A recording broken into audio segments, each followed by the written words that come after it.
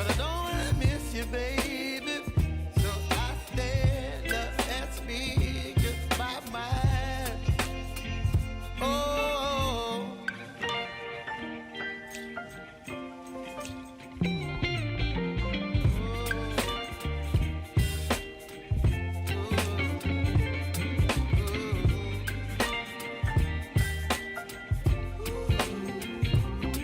oh, oh, oh.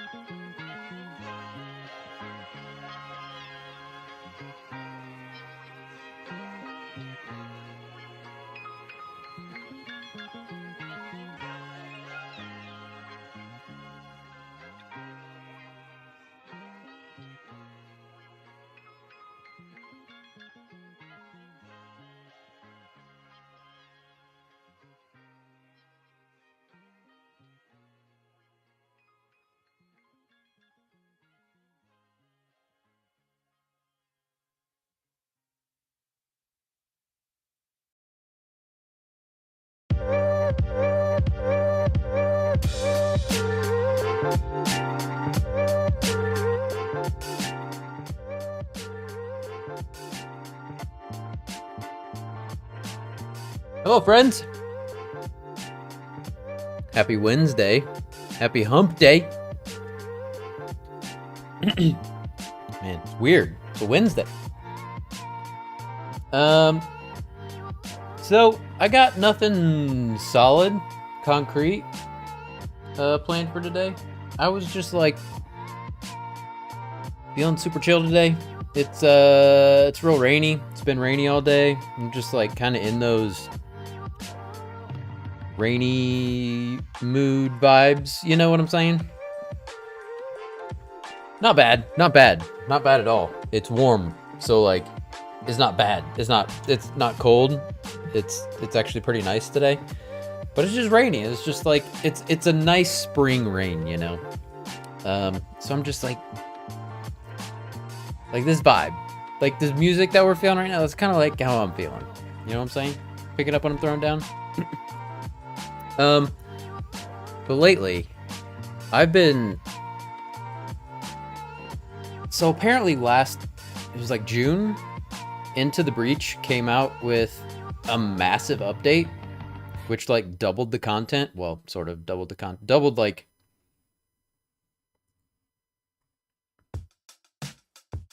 I'll say it like added a third of content. A third. 33.3% more content. So like it added new... For those of you who don't know, Into the Breach is a tactics game. And it is just like the most simplified, boiled down,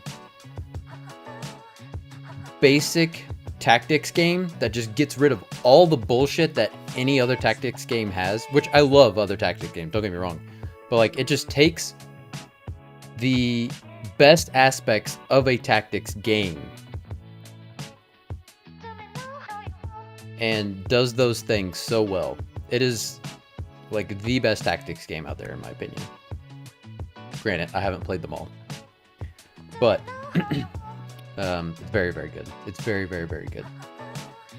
But there was a big update last year and I didn't realize it. So like the other day I was just like, my internet went out because that was the whole thing.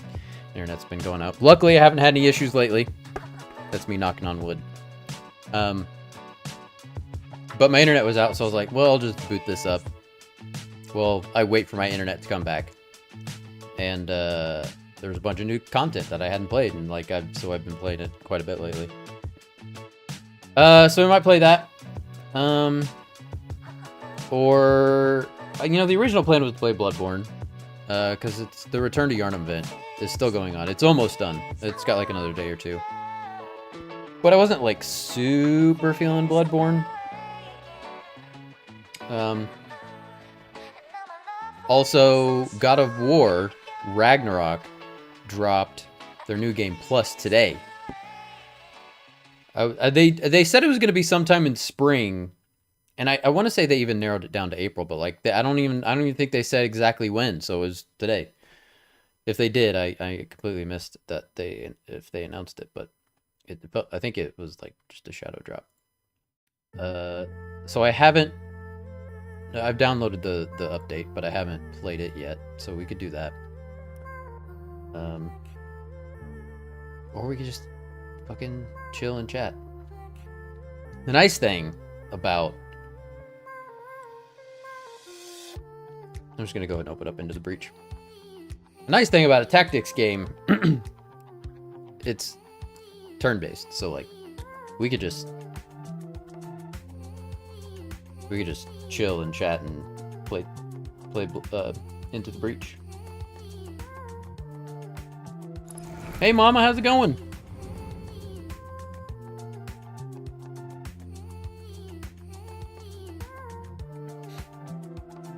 Let me get this set up.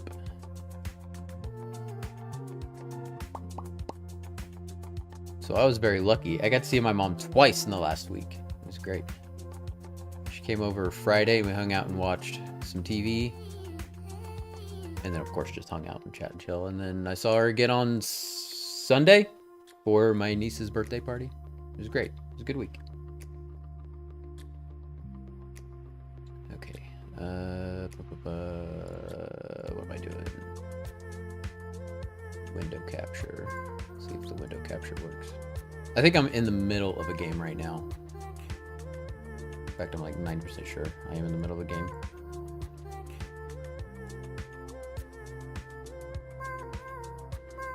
Into the breach. Yeah, it looks like that's gonna work. There we go.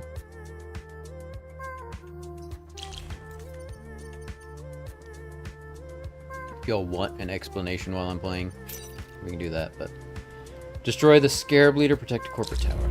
So this is like so there's 4 islands on this game. And once you defeat any 2 islands, you can go to the final boss. But if you want, you can continue to do islands 3 and 4 if you want. And you can do them in any order. But, you know, they continue to get stronger the later. But you also get upgrades, so you upgrade with them. Okay, we got guys over here too. Let's do this. Let's see how that looks.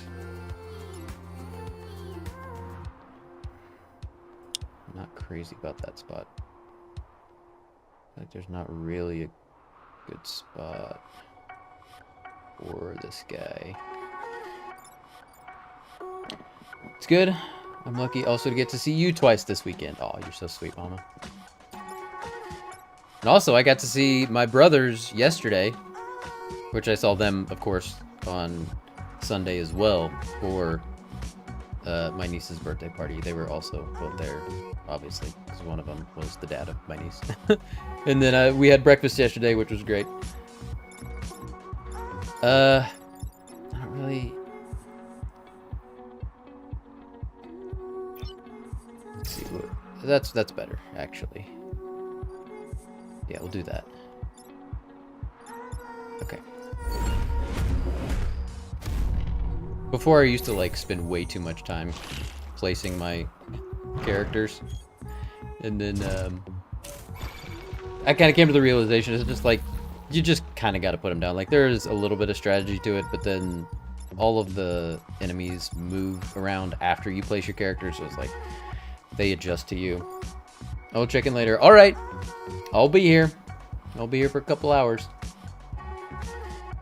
I'm sure, I hope you enjoy Wheel of Fortune and Jeopardy tonight.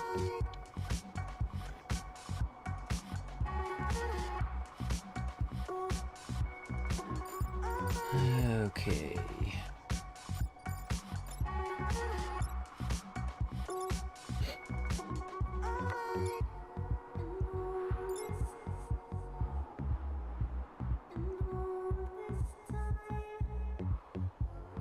I'm gonna get rid of this guy. Actually, that's a plan. What can I do with this? Ah, they can't reach him.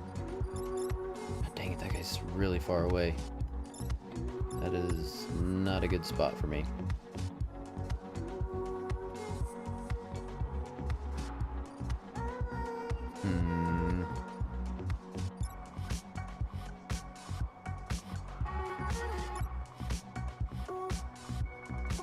That is really not a good spot.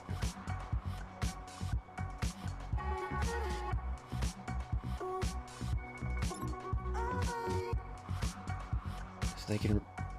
Okay, so this guy's thing is he grabs people. Each of my characters have like different abilities, and same with the enemies, obviously. But his thing is he grabs enemies and throws them. He has to have somewhere to throw them. So like I can move him here, but I can't throw this guy anywhere because he's back in a corner against the mountains. This guy. And there are different squads with different techniques and abilities, but this guy...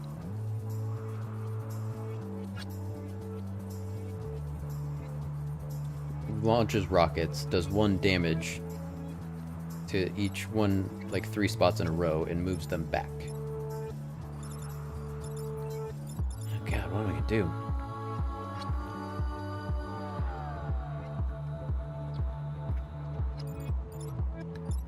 See, I'm not really worried about either of these two. It's just this guy. I can't do anything to him. This guy which you can't really tell because this guy attacks in both directions, but he spins them around, which can be very useful. If I could spin this guy around, he'd be attacking this way instead of that way. But he can't get to him.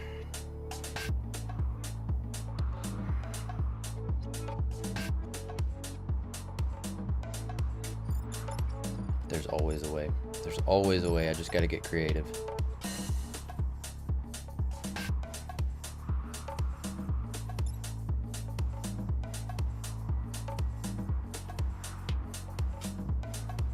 Really wish this guy could get there, but he's just too dang far.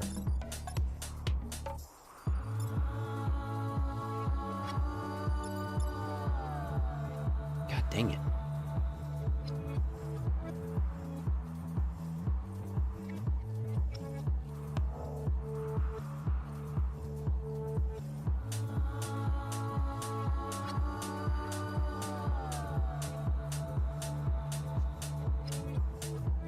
So you can see my bonus objectives here. This is the corporate tower I have to protect, which is like the corporate tower for the whole island. And then this is the enemy boss. So I have to take out the scarab leader. So kill him, protect that.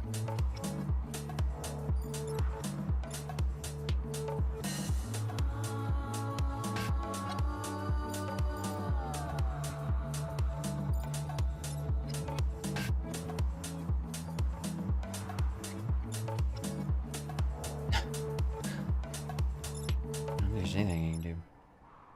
So I could push this guy back. And then throw him this way so we do damage to him, but that doesn't help. That doesn't help that at all. So when they do damage to the buildings, this is your grid power. This is like your main life here. And every time a building is destroyed, so like this is one building, this one's actually got 2 on it. See a little power, little lightning, that's your like grid power. Once that reaches 0, that's game over. But there's grid defense, which is right now mine is currently at 18%. So if it does damage to it, there's an 18% chance that it won't do any damage. So if it attacks, I should say, there's an 18% that it will resist damage.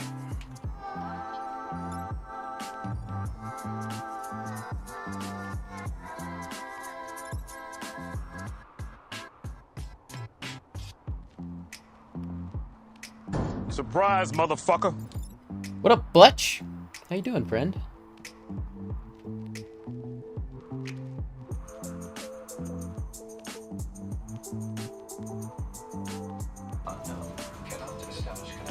I'm glad I killed one of those children. Classic.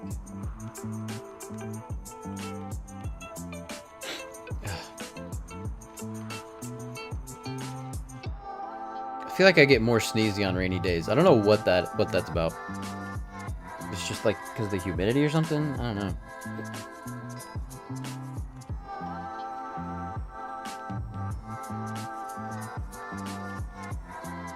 So what'd you get up to today? Anything exciting?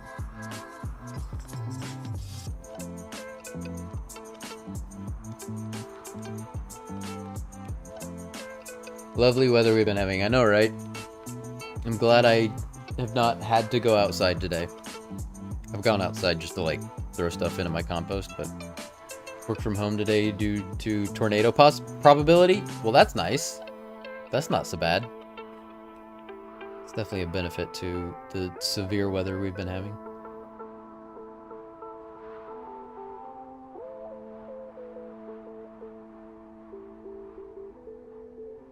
Man, oh man. I really don't think I can do anything here about this guy.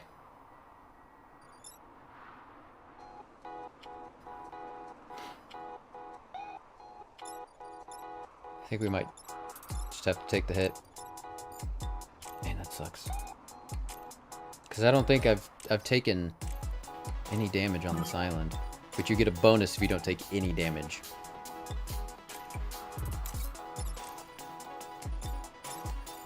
and you complete all the bonus objectives, which I don't remember if I have or not.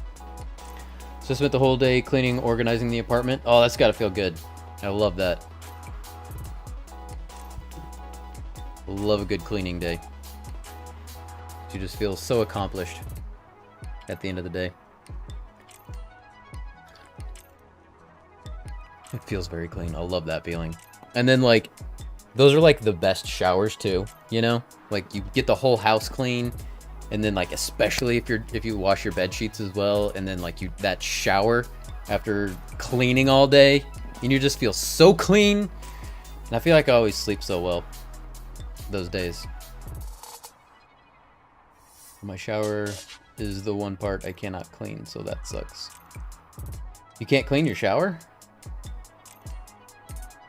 Why can't you clean your shower?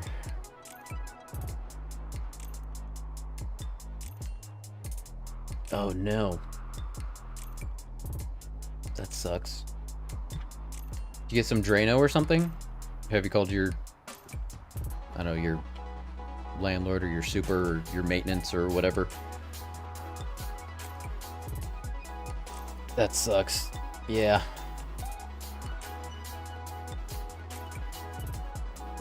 Poured an entire bottle of Drano down the drain. Yeah, that sucks.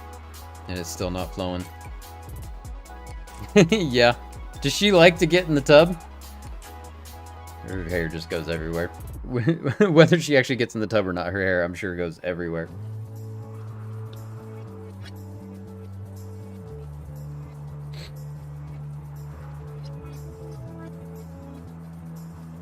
She loves the tub, and clogged drains are always the woman's fault. Yeah, I've definitely never had clogged drains before. She loves the tub. Really? That's funny. I don't know why. I've never heard of a cat loving a tub before. Does she actually get in the tub?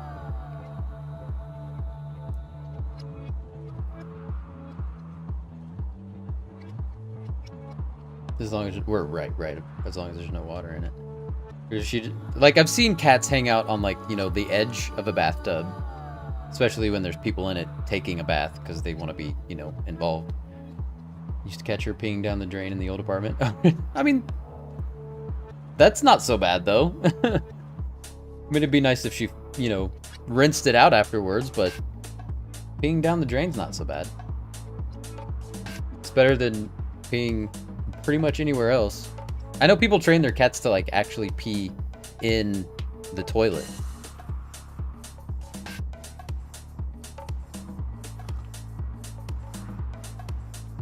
Was ambivalent about that discovery. Yeah. I mean, you know, you don't have to clean the litter box as much if she's doing that.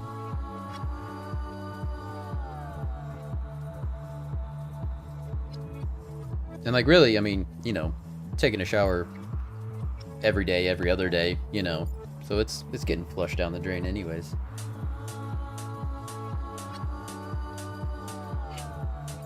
I remember, do you remember when Jorgs was in college? He was in a frat, and their toilets like stopped working. They were in a very old building that was like prime real estate. That was the whole thing. But there was an old building, and their toilets stopped working, like their septic system or something stopped working, and so like all the guys started using the shower, and then they didn't rinse it afterwards, so it started to smell real bad. Ugh. Luckily, I wasn't there for that, but I remember Jorgs talking about it. I'm like, yeah, that sounds pretty awful.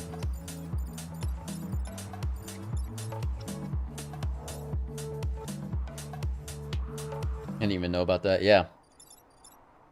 Yeah, and I don't think it was for very long. You know, they had somebody come in and fix it, but it was a day or two, maybe a little bit longer. I don't know. I have to ask George about the specifics.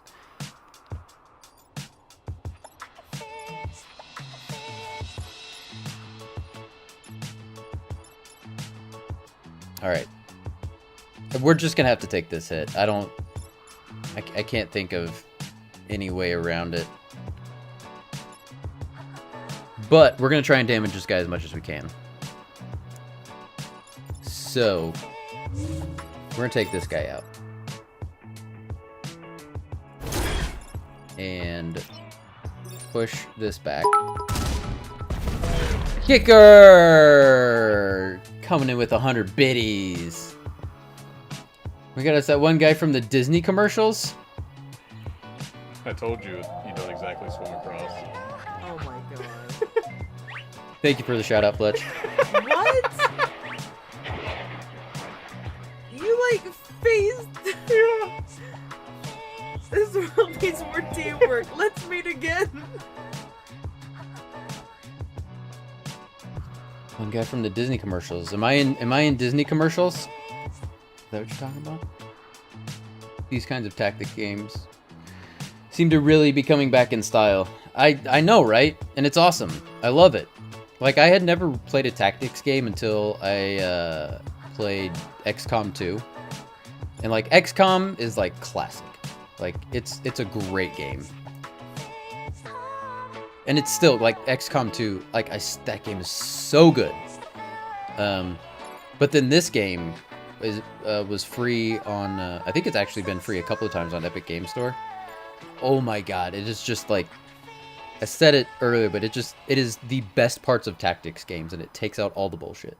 So good.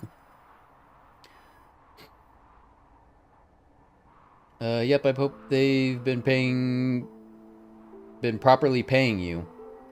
But you're in quite a few. Well, I mean, they pay me commission, not enough, I can tell you that. But they don't pay me for the commercials. They were fun, but surprisingly hard. I know, and they're just like, they're the type of puzzly games that I like. Like, they really get the brain working in just the right way. Alright.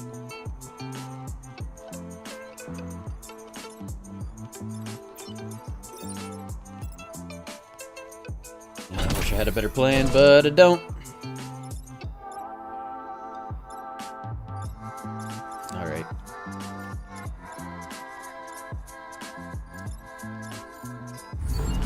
Come on.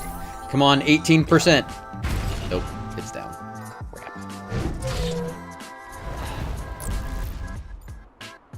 Final Fantasy Tactics is the hardest Final Fantasy by far. Oh, really? Man, that is... I really just need... I need to get that game.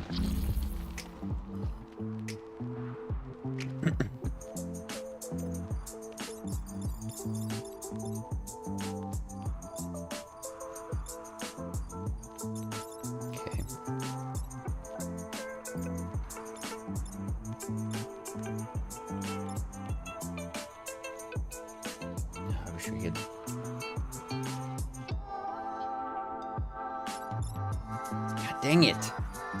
This freaking... I need more mobility with my dudes. There's supposed to be a remaster coming out. I know, they've been saying that forever. Because it was part of the NVIDIA leak, wasn't it? That there was supposed to be a Final Fantasy Tactics remake. And like... I've come pretty close a couple of times to getting it on... you can get it through the Google Play Store. And like I do play mobile games fairly often because I have a Chromebook, so like I play them on my Chromebook.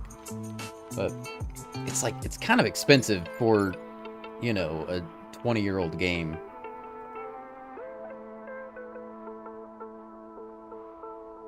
And Final Fantasy IX Remake, yeah. Square Enix seems to be at a standstill with development right now. We're not seeing anything about anything. Could just be the focus on... Yeah, which is fair. Like, I can't blame them for that. Like, they really can't fuck up 16, so...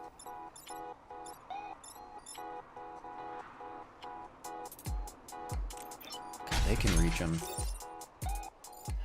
And this game has so many just, like, quality of life. In most tactics games, when you move a character, you are set. And in this one, it's so good. You can move your characters as much as you want.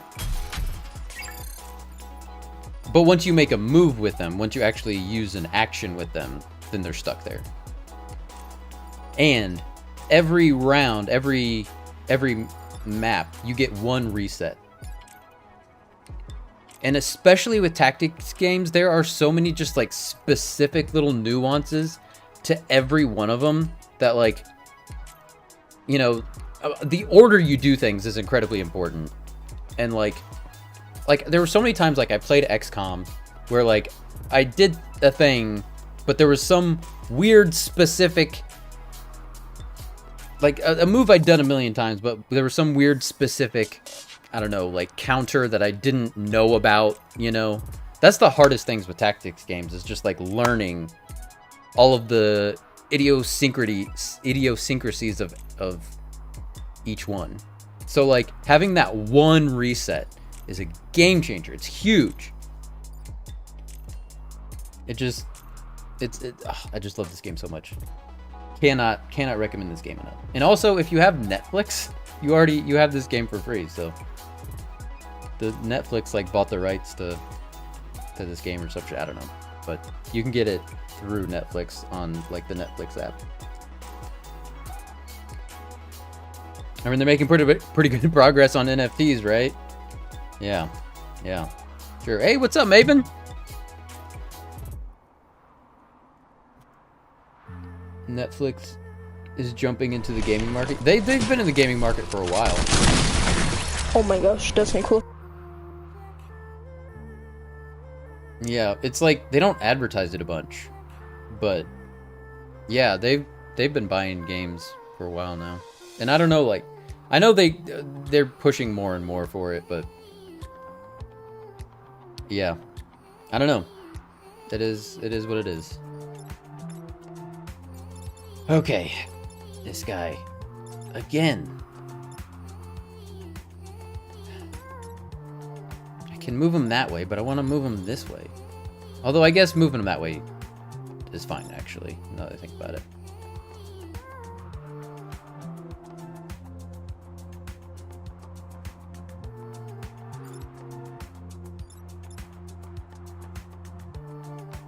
Okay.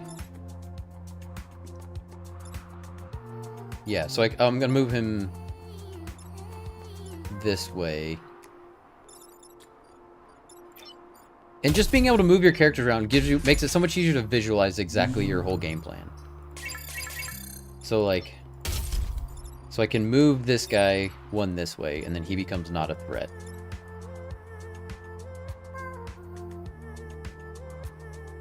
And then I can get him. Let's see, he's got 4, 1, 2, 3. Yeah, so I can get him in here. Oh crap! No, I can't do that. Oh, never mind. He's only got 1 health. I can just kill him. Nice.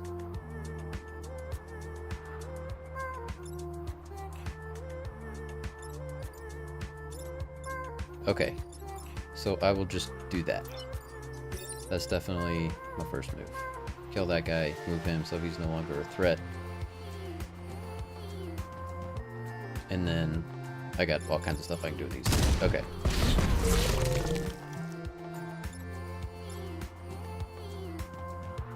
Oh, that move moves people too.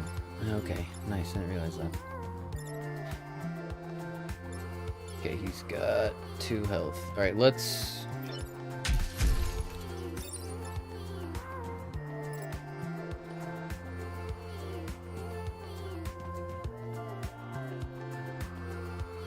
That would work.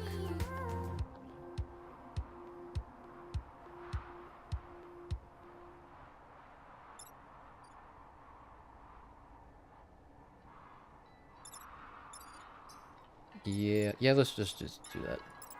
Throw him there. No, let's throw him there. And then move this guy there. So these squares are where enemies spawn. So if you have any character, whether it's an enemy or one of your characters, it blocks them from coming up, so they won't arrive on the next round. So with this guy there, and they take damage. So like my guy's gonna take 1 damage, but I can live with that if it blocks an enemy from appearing. And then this guy, he'll take 1 damage, he'll die, and he'll also stop an enemy from appearing. Let's see. Yeah. Okay. Do I want? No, I don't want to do anything. All right, that's fine. I am sneakily playing Mario Kart. You will never know. Well, I know now.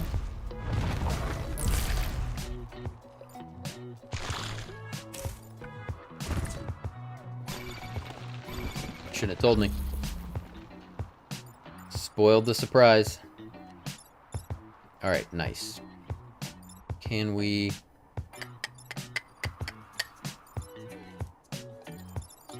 He's got 4 health. So we can do...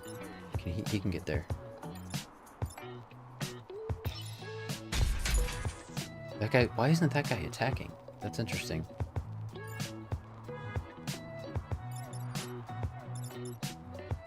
We can block 3 from coming. We still got a move left, though. Or a turn left, I mean. I know my cover has been blown. Team Rocket is blasting off again. Boba Fett. Just wanted to do that so badly today for no reason. Mission accomplished. Good job, Maven. Good job.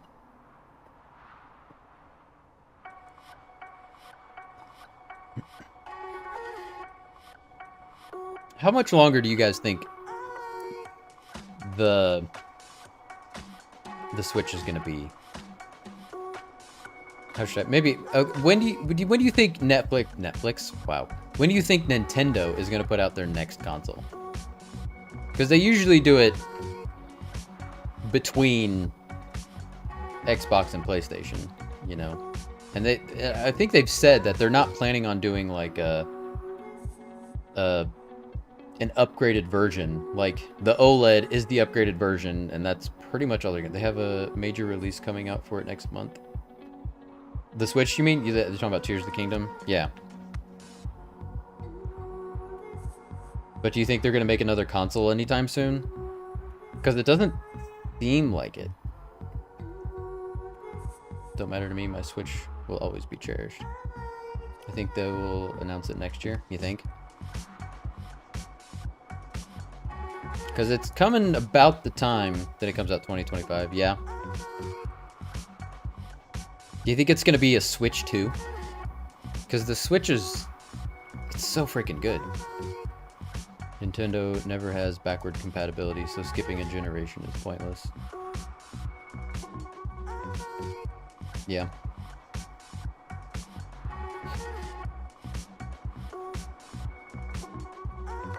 Like, even... like, every single Nintendo console, even well, no, not necessarily handheld, but, like, they all have different forms for their games. They have different cartridges, right? Like, the only exception, I think, is, like, the Game Boy to the Game Boy Pocket to the Game Boy Advance. You could use Game Boy... Which, I guess the Game Boy Pocket was just, like, a half-gen upgrade, I guess, right? So, like, but the Game Boy Advance did have backwards compatibility. You could play Game Boy games on the Advance, but I think that's the only one, right?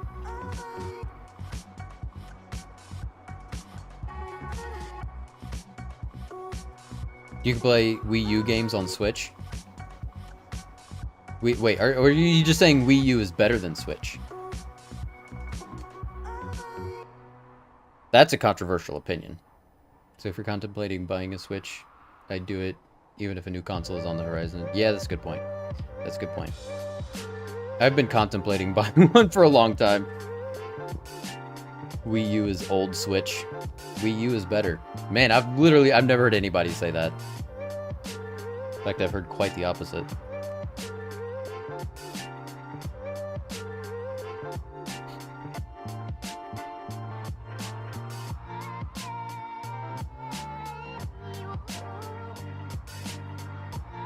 I'll buy another Switch before I buy a new Nintendo console. Probably the best console release in the last decade. Yeah. I mean, just the mobility of it, like in the docking station, like it's just the best of everything, right? Like you don't get the performance with the Switch that you do with the PS5 or the whatever the freaking new Xboxes are. I don't even remember. XS, whatever they freaking are.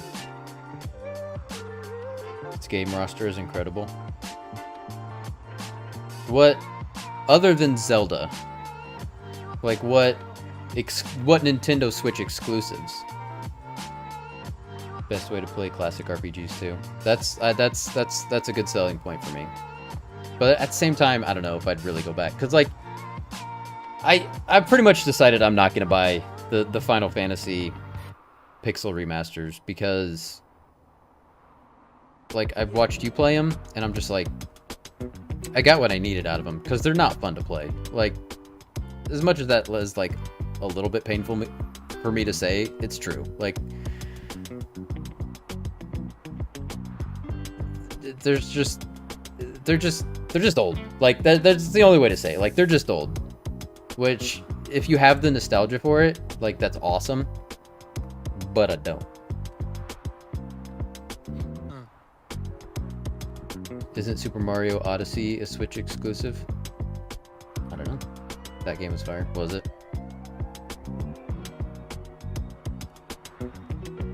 I don't think I've ever beat a Mario game. Well, I think I had one for Game Boy that I beat, but I don't think I've ever beat a Mario game. Like, I tried to play Super Mario 64. So I never had, like, a 64 growing up. I didn't get one until I was, like... I think it was late high school. So by then, there was already, like, the next generation of stuff. And, like, maybe even the one after that.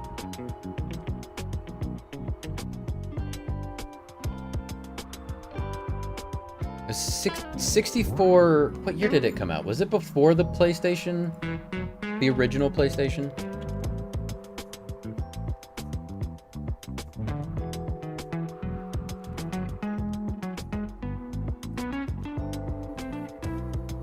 '96. Okay, so the Nintendo 64 came out after the PlayStation.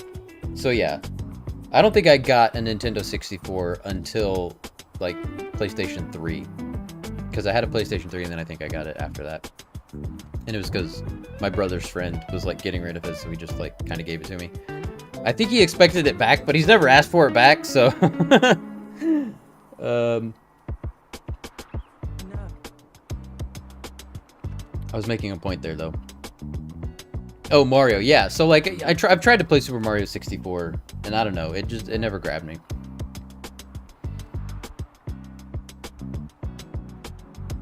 No, they're not. I'm not talking about those. I'm talking about 7 through 10. Oh, okay, gotcha. Switch also has Smash Ultimate, Animal Crossing, and some great Marios. See, like, Smash, yes, for sure. I don't think I'd ever play Animal Crossing because I already have several other, like, farming sim games that I play that I really like Stardew Valley and then now Disney Dreamlight Valley. So, like, Animal Crossing's not really, like, a huge selling point for me. Like, honestly, it would just be... Like, I would definitely play Smash, and I would definitely play Mario Kart. Because, like, there's a... I don't even know what it's called. There's a Mario Kart specifically for Switch, right? Like, the newest one, whatever it is. And then Zelda. 8, is that what it is? Mario Kart 8 is... Yeah. It is a lot of fun. Like, I love Mario Kart 8. I've played it before. And, like, I love Mario Party games. But I'd have to have friends to play with, so... Can you play that online? Mario Party? That's gotta be online, right? It's 2023. Mario Party's gotta be online. Can you just, like, play against randos? Xenoblade 3 is supposed to be pretty fire, too. I haven't had a chance to play it. Mario Kart 8's dope. I got both when we were playing. Mario Kart 8 is technically a Wii U remaster. Is it? There you go. The Switch owes the Wii U some love. I mean, it was definitely like they were learning some stuff when they were making the Wii U. And then they just perfected it with the Switch. Yeah, that is cool. Cause again, like, it would be Zelda. I've never finished. I've never even gotten close to finishing Majora's Mask. So that would be a big selling point for me. And, like, honestly, if I had the disposable income that I did, like, while I was working at FedEx, I would just buy one. But I just don't have that kind of disposable income right now. They're porting and remaking a lot of the classic Zeldas for Switch too. Oh, really?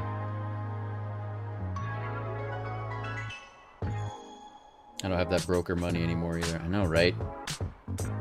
Sucks. Why does money have to be such a pain in the ass? Doesn't help anybody. It just holds people back. I'm telling you. We need to come up with a better system. Currency is outdated. We need something else. Alright. Let's do this. Let's do this. Flippity-doo-dah.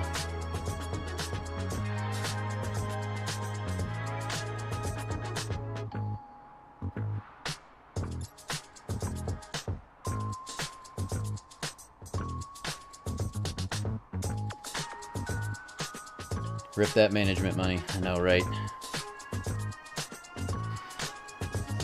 It's rough. And, like, I would feel so much better right now about my financial situation if we had universal health care. Like, legitimately. Like, it's just, and it's not, like, totally stressing me out, but, like, I don't have healthcare right now, and it's just like one of those things I gotta keep in mind. I gotta keep some money in the bank just in case I break my leg or something, you know?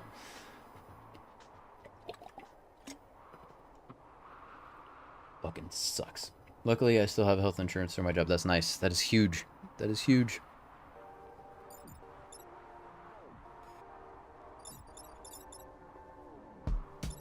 Okay, gotta think of the most efficient way to do this. It's gotta be this, right? Because, like, that's...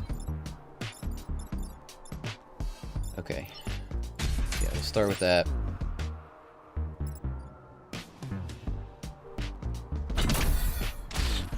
This is the first time I've done a run with this squad, so it's...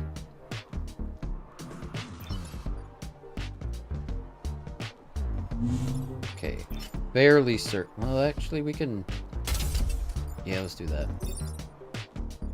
Oh, no. Alright, see? See? Having those moves. It's so useful. Being able to move back. I guess I could just do this first. That means I can't block that, though. Have you thought about not breaking your leg? I've considered it. I've really considered it. I just wish it was that easy. But I was talking to my therapist today about how much anxiety it gives me that one unexpected expense will put me under, right?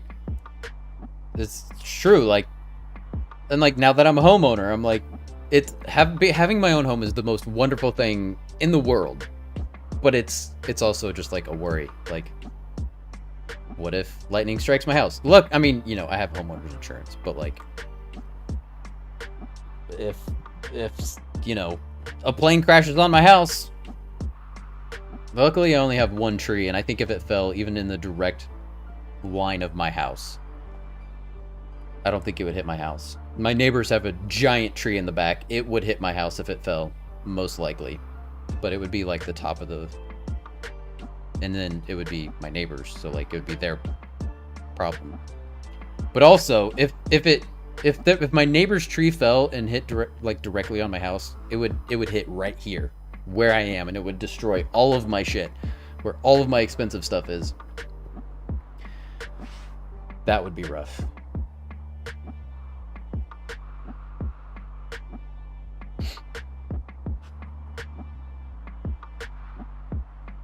I save by skipping health insurance and just not letting anything bad happen to me. Easy.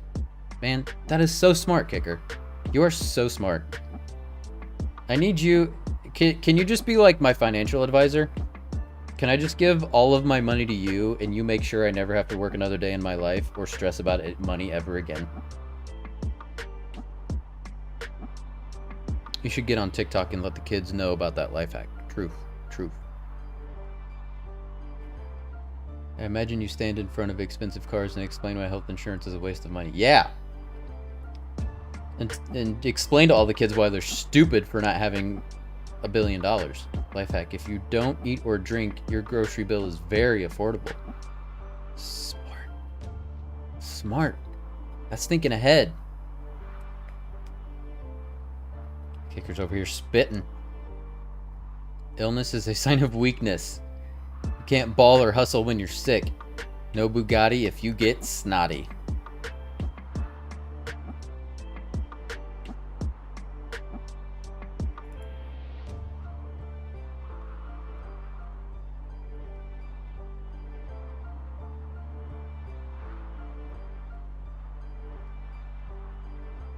Life hack.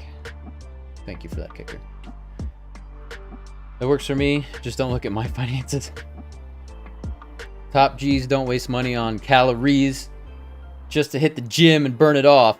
Top G's skip the unnecessary steps. Smart. Smart.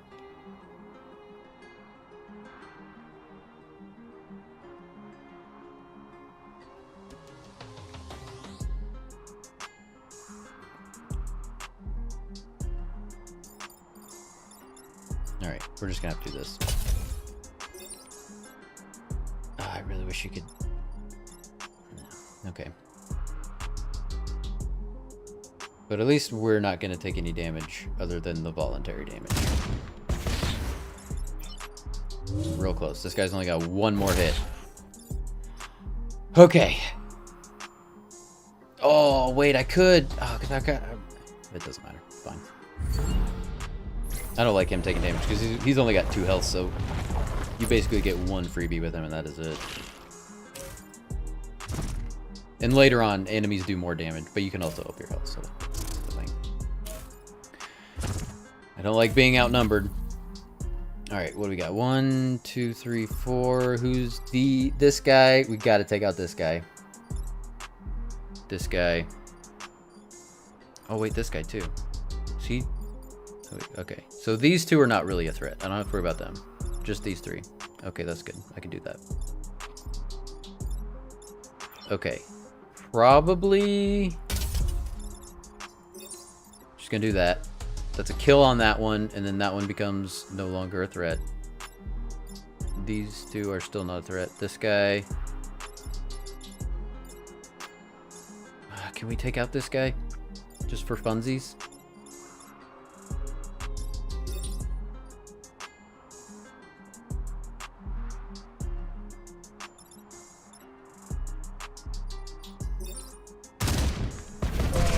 Back Bosch.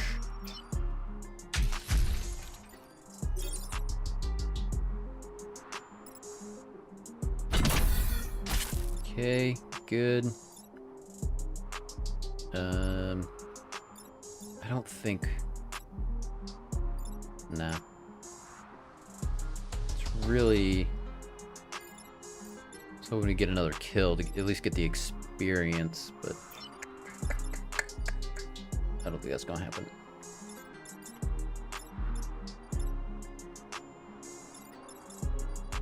That's right. Still a W. I'll take it.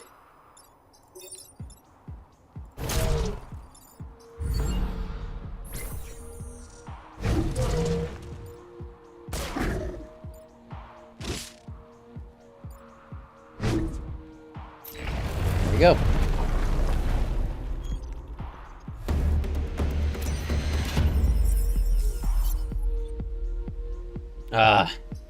Yeah. The one hit I took this entire island. And it took out the corporate tower and stopped me from saving everybody. Nice! +2 move when not full health. Huh. Okay. So I've got a couple hundred hours in this game. I love this game. But like I was saying, the upgrade, or the update that came out last year, I have not played it, so there's new benefits that I've never seen, there's new enemies I've never seen, there's whole new squads. I think this is one of the new squads, so like I said, I've never played with these guys before. This is cool. Alright, so we finished this island, which means we have 6 stars, which means we got some rep. We have to, we either use them or lose them here. So we got to spend all of our...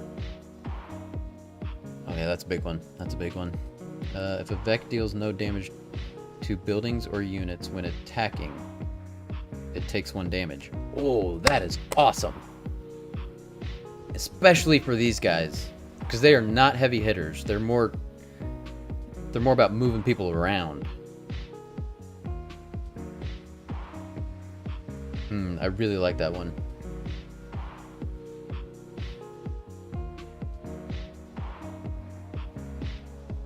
All right, who is this? Anybody can use this too, so it's not like, so there's different weapon types, and like some of them, any class weapon. Oh man.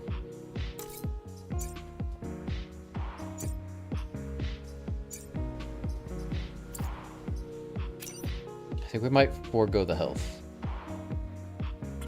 By that, do I want to get a reactor core? Each one of these slots is a reactor core. So if I want to get more health, I have to get a reactor core to upgrade the health. This guy's only got 2 health, and I really want to upgrade their health. Because health is like, it's not just health, it's also an incredibly useful resource. Like, that's the way you kind of got to think about it. Because like with like when Vec are the enemies, when they're spawning, you can take damage to prevent them from spawning. But like that's worth the health, the resource of health, you know. I think we're gonna go ahead and get a reactor core, and then you can repair your grid, but you can only do it at the end of islands. Okay, I think that's good.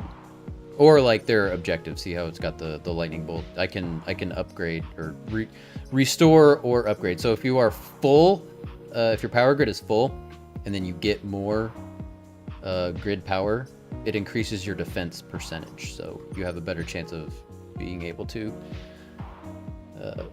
prevent damage or block damage to buildings. Okay, this guy. You're getting more health. More damage. Buildings immune. That one is huge, but I don't think it's really been a problem though.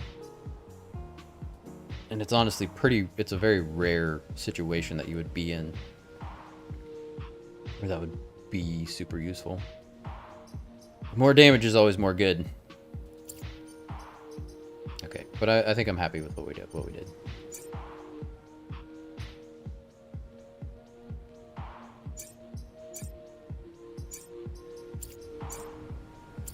Alright, Gucci. Oh, let's do... So I love this. There's new enemies I've never seen before. It's exciting. I don't know what they're gonna do. Let's go with this. I've never seen the guy with the big wings before. Alright.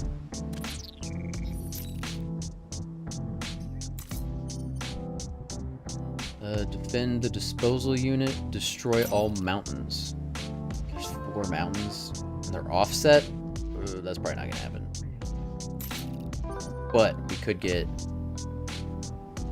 a reactor core, a free reactor core. Use the detritus contraption 4 times.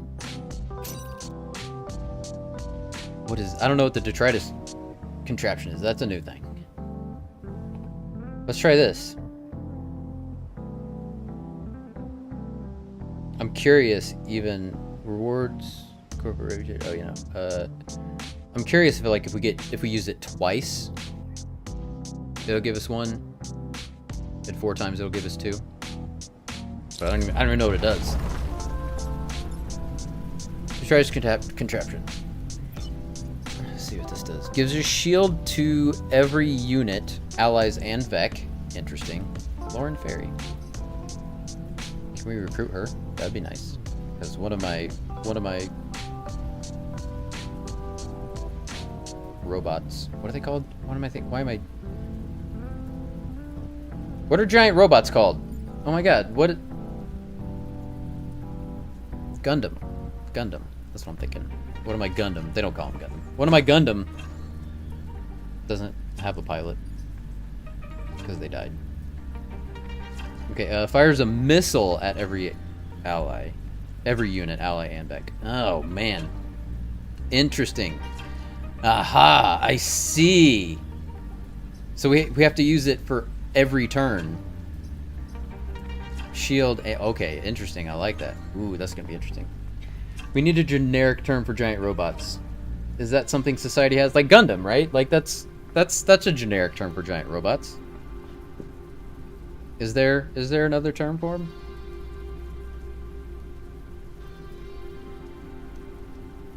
What did they call them? Gundam is like Kleenex. I guess that's true. What did they call them in Pacific Rim? They had a name for them. Because remember, this came out like just after Pacific Rim, and everybody was saying it's just like Pacific Rim, which is true. I mean, it really is. It's just Pacific Rim, the video game. But they have a name. I remember Drift is the thing that they sink. What are they called?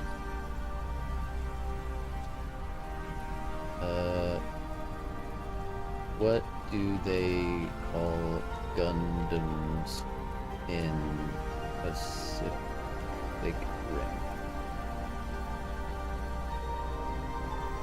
Oh, Kaiju! Yeah, Kaiju!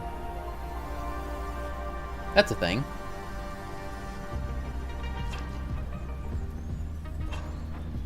Or the Kaiju are the enemies. They're the... Wait. However, in the giant robot kaiju genre, Gundam is more about militaries fighting one another, while Pacific Rim is more about kaiju. Jaeger. That's right, they called them Jaegers. That's it. Special type of mobile weapon created by the Jaeger program. The Jaegers were the most effective first and last line of defense against the kaiju during the Kaiju War. What is the origin of the word Jaeger? Because isn't that the name of the kid in Attack on Titan? I'm sure that's like there's a reason they used the name Eren Yeager. I guess. Giant mech could suffice. Is it just a German surname? I mean, I'm sure it is. It definitely sounds like it's of German origin. But there's got to be like some sort of Jaeger etymology. God, how do you spell etymology? There we go. Hunter. Oh yeah, Hunter. Jägermeister. Master Hunter. Jaeger.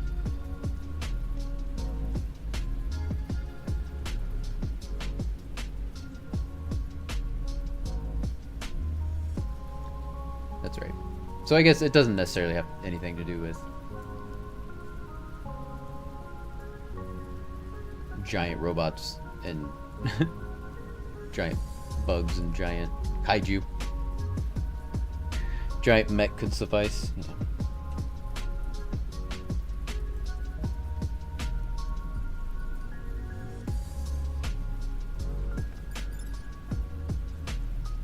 Alright. There. Oh, nope. There. Hey, what's happening? Is it glitching out on me? It's not showing. There we go.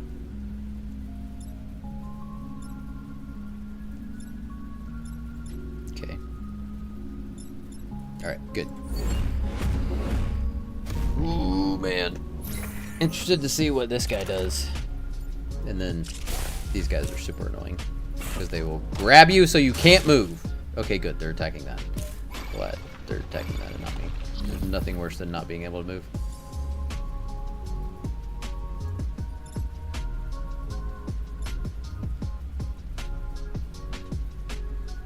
Okay. This guy. Moth. It's like Mothra. Alright, launching an artillery attack, pushing shooter and target. Okay. So it shoots, does damage, and then pushes themselves. Oh, okay, nice. So we can block that if we just leave him alone. This guy not attacking. Probably take this guy out. One hit, take two.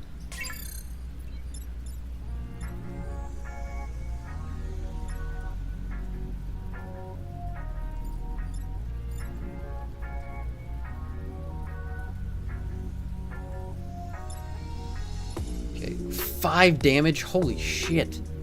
That escalated quickly.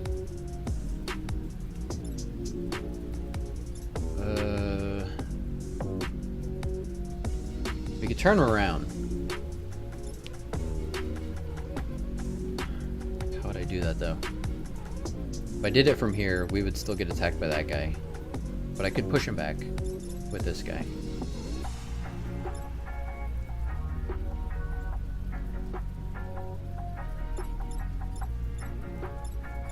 Man, now I'm really wishing I had gotten that that healing ability. That would have been huge for this round.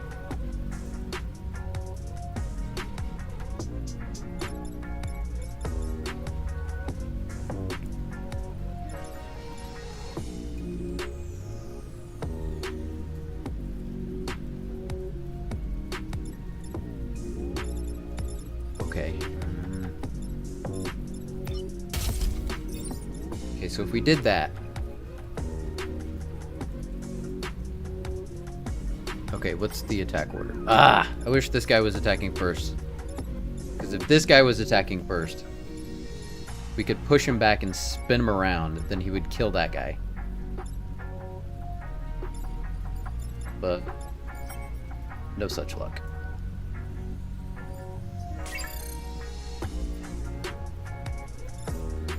I love turning the enemies against each other.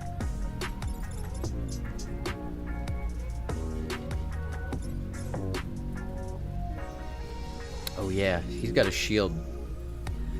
So he always takes 1 less damage. So if he's only doing 1 damage, that's a free hit right there.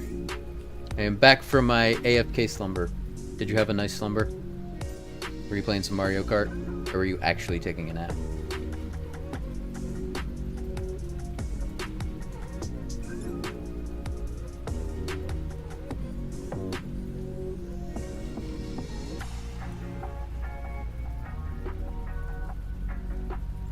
Okay, I'm thinking...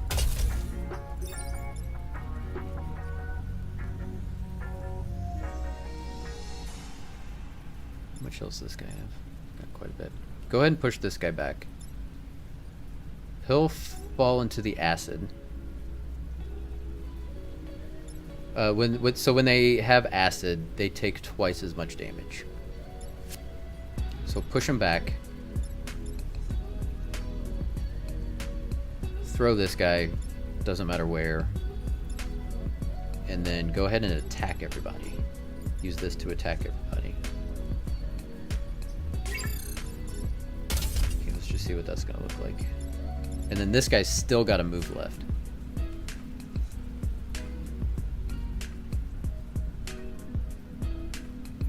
Though, you could go ahead and attack him first, and then we would kill him. So that way...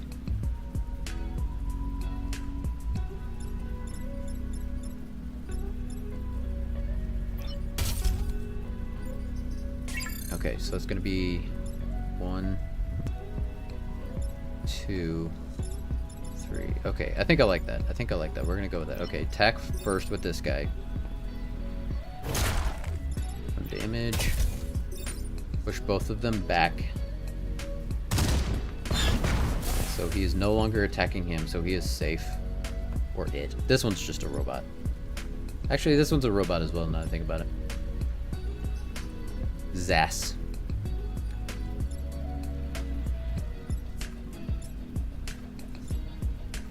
So that does 10 damage. That's insane. Do we just let them do that? I think we might actually. So like when the vet kill each other, it spreads the experience out between them. And this guy's... So you can take 1 of your pilots with you and just keep reusing them over and over and over again. So this guy, he's already maxed out. So I like it when they vet kill each other, so these guys can get some experience. Although this one doesn't have a pilot, so Zas would get some experience.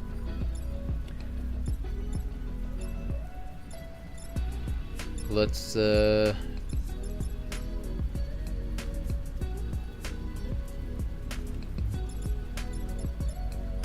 just doesn't do anything. Let's go ahead and move him forward a little bit.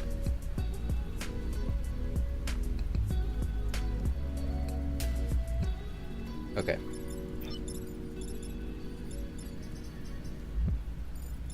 Oh, that's gonna kill him. Oh, never mind. Never mind, that's gonna kill him. I forgot about that. Now I'm thinking about it, I could have done this differently.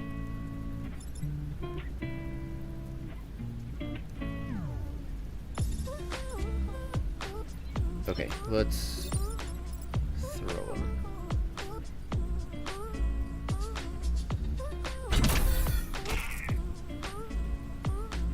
Okay, attack word. This one, he's not doing anything. 2, he's gonna shoot me, but I'm not actually gonna take any damage. 3, 4. Okay.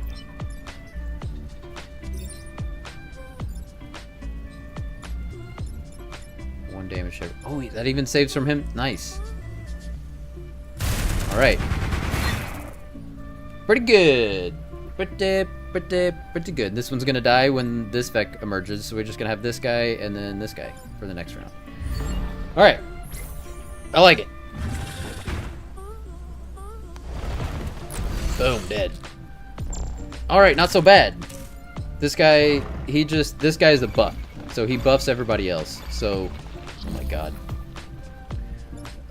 So he doesn't actually do any damage, but we need to kill him so they lose the buff. This one just adds 1 health, 1 max health to everybody. Oh no! This one, they heal 1 health at the end of every turn, the beginning of every turn, the start of every turn. Okay. But it doesn't matter because we gotta kill him.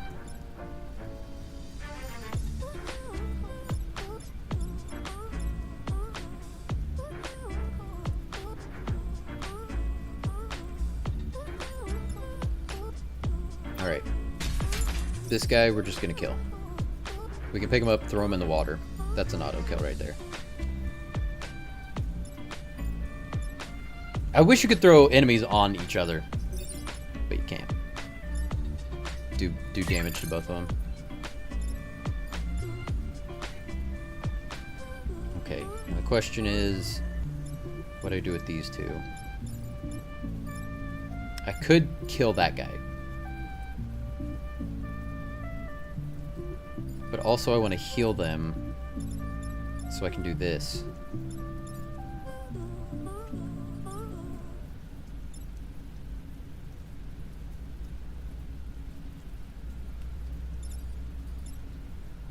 So he can move 5? Wait, what was the... He had a benefit. What was it? Oh, as long as he's not at max health, he can move further. Yes. +2 move when not full health. Okay. I think we ran out of music.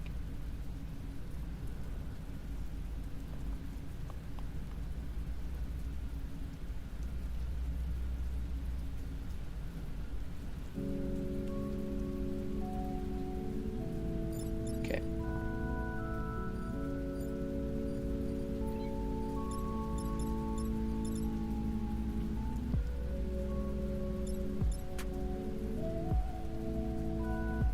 Okay, so that's good. So when we flip this guy, then he can go 1, 2, 3, 4, 5. Block this one,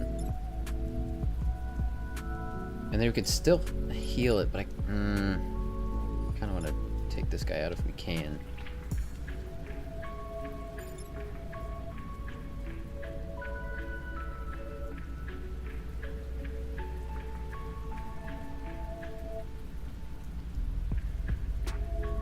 Like this level, this turn is easy. We'll definitely like have no issues, but I'm trying to just think of the most efficient way to set this up for the next turn.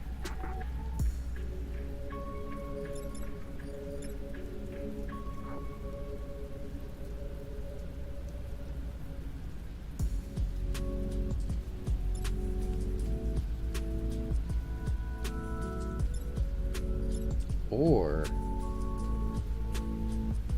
okay, here's what we could do.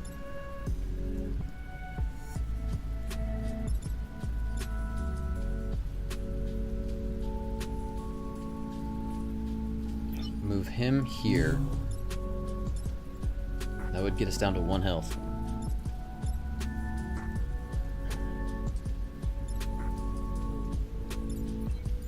we gotta use this guy too. Okay. But if we turn him around, he is going to move this way.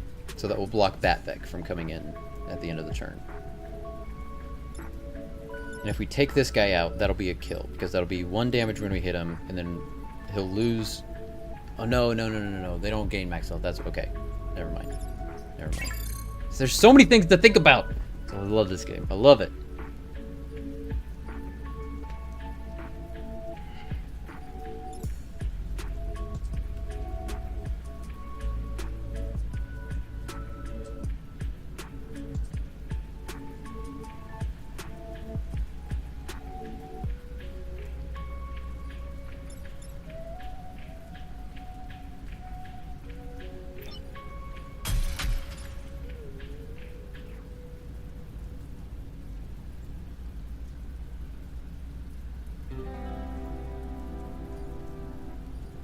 Alright. I'm thinking we'll just go ahead and take that kill. Yeah. And then we'll move this guy here. 2, 3, 4, 5. Yes, that should work. And then move him here and heal. So we'll have him. Okay. Alright. We're gonna do that. Lippity doo dah. You dead. Do that. Attack you.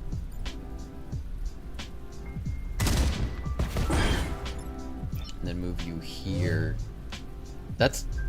Depending on what comes out of here, it might not be able to move. If it's not flying, it can't go through enemies, so we're locking this one in place anyways. Alright, heal this guy up. Which, that's huge. Okay.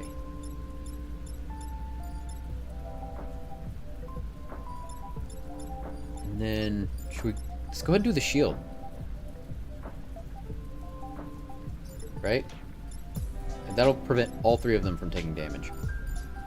Because I think this guy's, you still take damage, even though he's got the like, protected one. I think he still takes damage from spawning back. Alright, I'm happy with that. Yeah.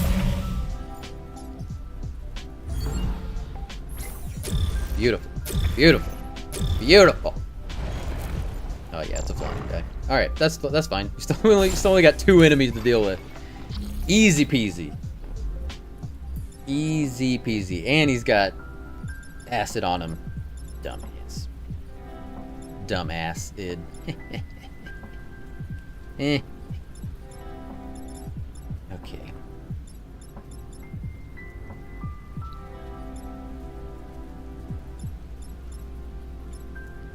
So it's gonna take 2 hits to kill this guy.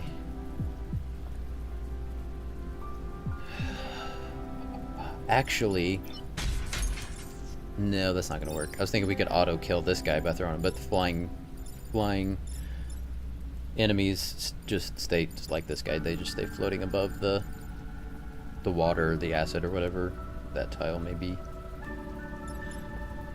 But I think it would still take 2 damage. Yeah, that's pretty good. And it would block that Vec from spawning.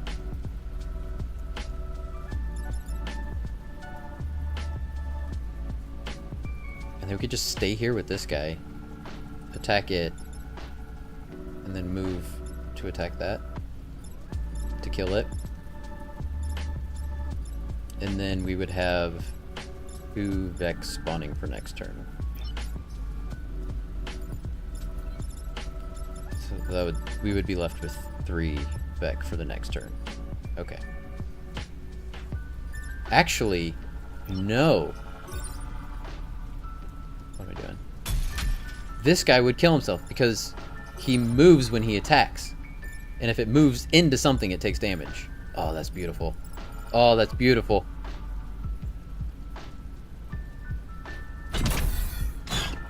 Takes 2 damage. Wait. What? Oh, was it? Oh, it was attacking that guy. Okay, it doesn't matter. It's attacking a mountain. That doesn't do anything.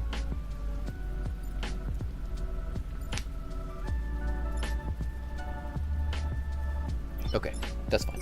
That's cool. That's totally Gucci. Get rid of that. And then... Oh god, I don't like him being all the way in this corner. Actually, let's move him here. Up a little bit.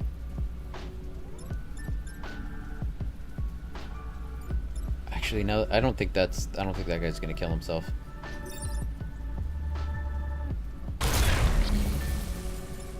Okay. Okay, we still need to do this. We can... Yeah, let's bomb him. Let's take him out.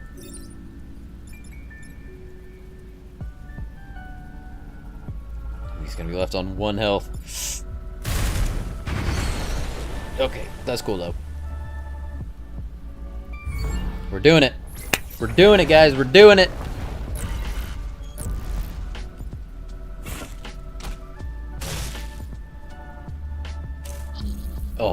Oh, this is beautiful.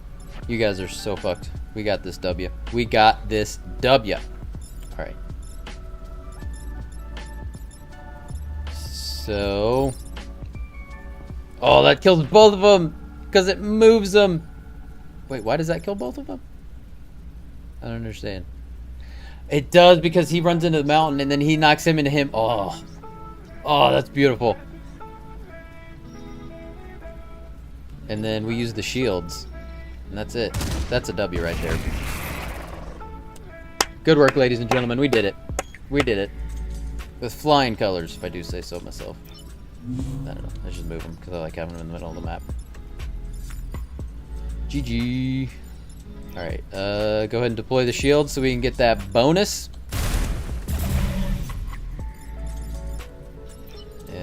Literally none of this matters, but we got the moves, so we might as well use them. You are gonna heal yourself. Alright. That last turn, that was almost too easy.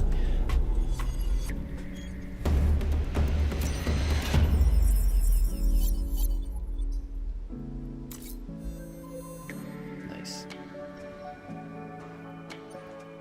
Alright, take less than 3 grid damage. Protect the power generator.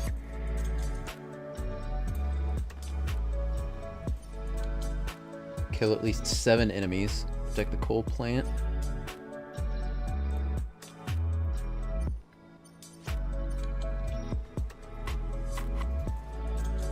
God, destroy our mountains. That would be hard.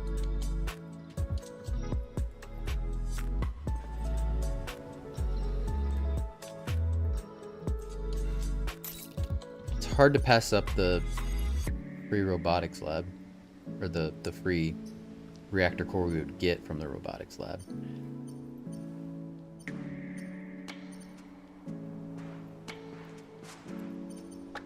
Okay, we might do this one later. Let's do this one. Kill 7 enemies. We'll see. If we can't kill 7 enemies, we'll come back and do this one. It's gonna be hard. Let's see how many. Got 4 spawning enemies plus 1 says it would start out with 5 enemies. But I'm pretty sure the disposal unit you can also use as a weapon, so. Alright, we're gonna do this one. Hey, Catherine! How you doing? Oh yeah, I need to change my, my game. This game is called Into the Breach. It's a very, very fun tactics game.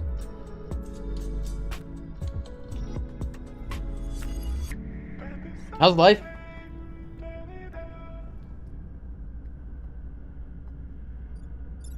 We're just taking it easy. And the nice thing about tactics games is it's easy to just like play them and chat because there's no rush to do anything. Oftentimes, I mean, even when I play this game off stream, I'll sit here for 20 minutes on a turn just trying to decide what to do, if not more. Oh, I like this layout. I really like this layout, actually. The bottlenecks right here, and then this guy's got space to freely move in all directions. Although, I mean, you really only need, like, I want a free in one line because it's ranged, so you can do. Yeah, I like it. It's a good spot.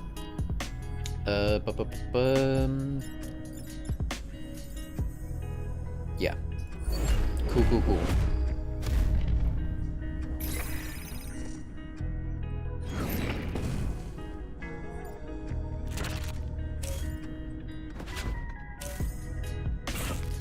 Nice. Oh my god. Where did this guy come from? So like, just sort of, I know it didn't really explain like the general like story of this game. So like I said, you can take one of your pilots with you every play through, but you're time travelers, sort of. So like, the way they like work that into like the gameplay is every time you do a playthrough, you either win or you don't. You save the planet or you don't. But you reset every time, but you're going to a different universe. So like, you're trying to save every universe. I mean, there's no like actual end game. You can't save every universe, but you continue to play. So like, it's kind of cool how they work multiple playthroughs into the story. It's kind of fun. What is the goal? How do you win? All right. So these three guys, these are my guys.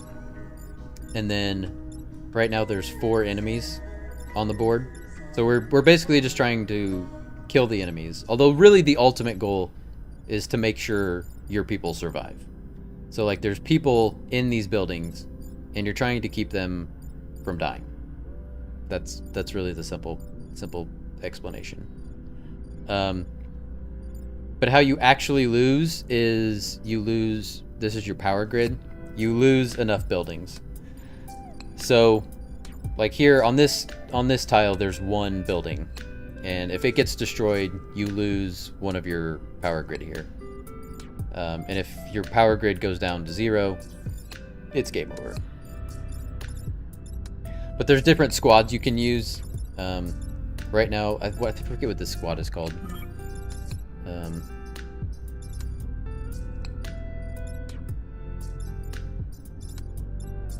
I don't remember what they're called. But there's different squads with different abilities, and it's fun trying to play through, and you know, it adds a lot of replayability that every squad has a different move set. Okay, that makes sense. Yeah. It's fun. I love it.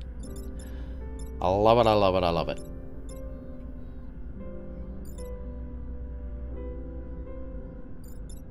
Okay. This is pretty straightforward, this first move. Probably gonna take this guy. That's a kill on that one, and it'll move this one back. And then we can take him and attack this one. And then just flip that guy around. That's probably what we're just gonna do.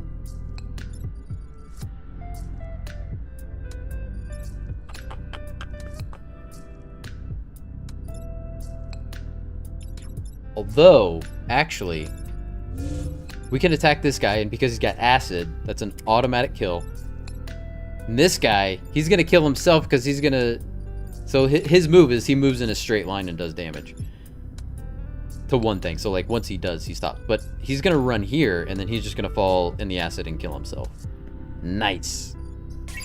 Heckin' yeah.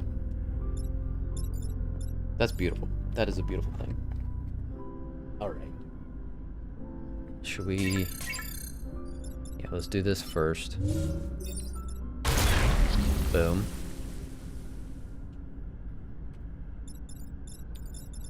And then this.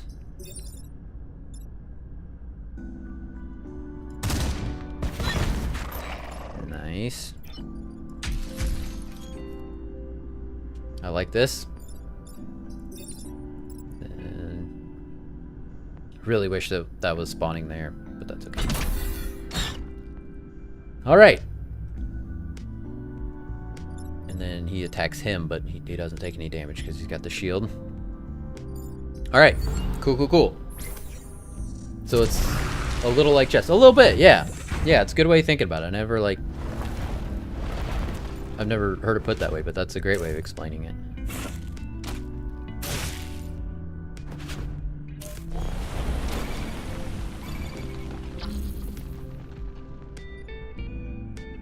Okay. Actually, I have to go to the bathroom, so I'm gonna be right back. And I might make some more tea, actually. Yep, I am out of tea, and I am just rainy days. There's nothing like tea on a rainy day. Oh, it's a beautiful thing. All right.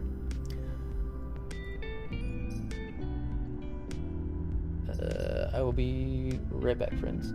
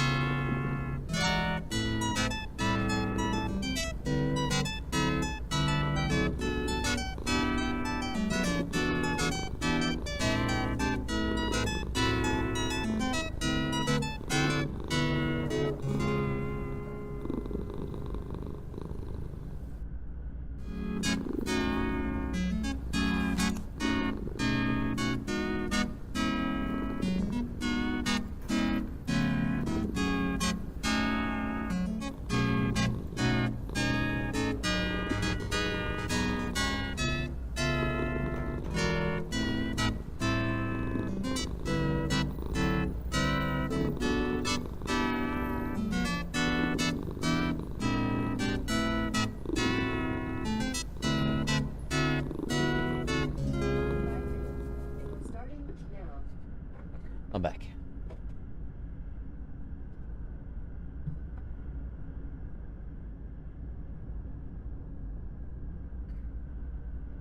Music back on.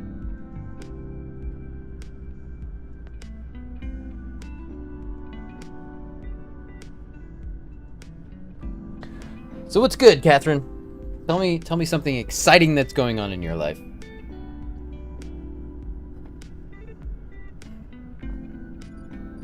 By the way, I know I mentioned this on stream a while ago, but like I cannot log in to my OkCupid account. I don't know why. I've tried on multiple times on multiple different devices, and I don't know what's going on. But on a staycation, nice. That's awesome. I love that. But using the tips that you guys offered, I did make another account on, and I was like trying, because I wanted to try a new dating app called Boo. So I found one called Boo that has good reviews. So we're giving it a shot. This was literally yesterday, so I haven't had like any action on it yet, but I will keep you all updated with that one.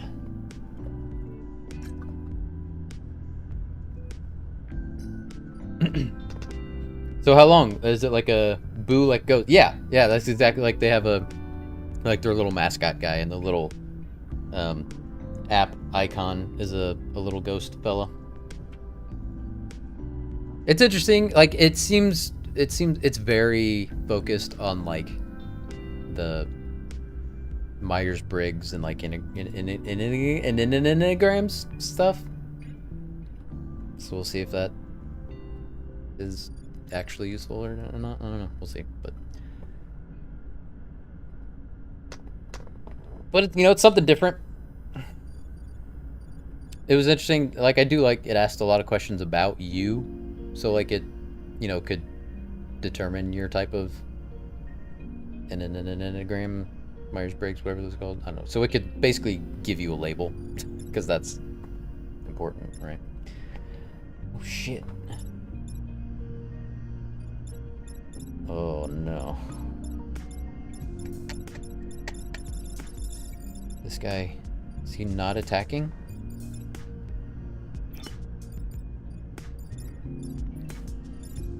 What the heck? Did this guy just, he didn't move and he's not attacking, so he's not doing anything? Is that? Okay. Usually when they don't attack, it says not attacking, but it doesn't look like he's attacking.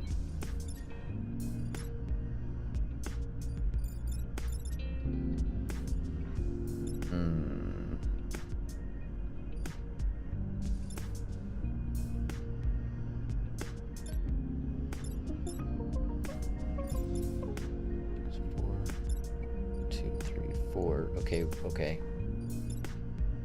So we could take this guy out. What in an enneagram am I? I don't know. I don't even pay that much attention. Let me pull it up. So are you on your staycation for like a week? Like all week, or do you have any plans on your staycation? Hanging out with any friends, or got any games you want to play or movies you want to watch or anything? Profile. Let me go to my profile. I am an ISFJ. And I am a protector. Introverted, sensing, although it says sensing 50%. So what's the other side of sensing?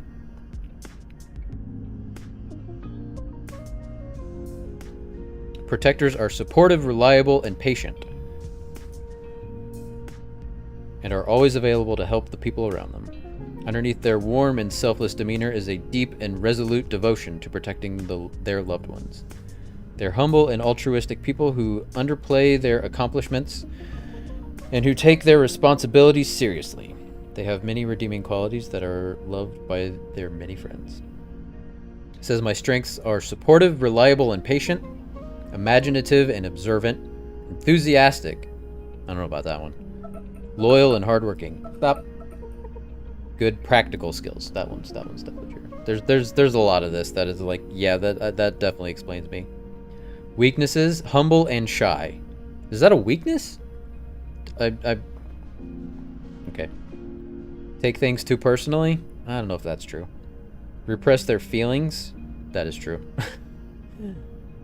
overload themselves, reluctant to change, too altruistic.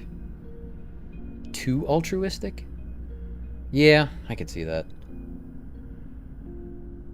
Alright, so I think it was NPR who posted something on Instagram that was like different type of procrastinators.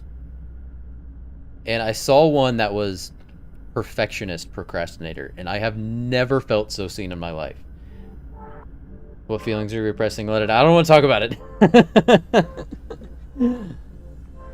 But it's like, I'm the type of person that, like, I want things to be perfect before I start working on them. And that's just not real life. And, like, I totally got that when I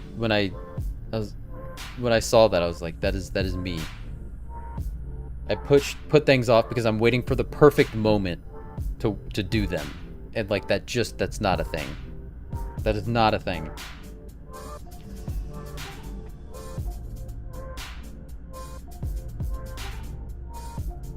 Pet peeves. Okay, this is interesting.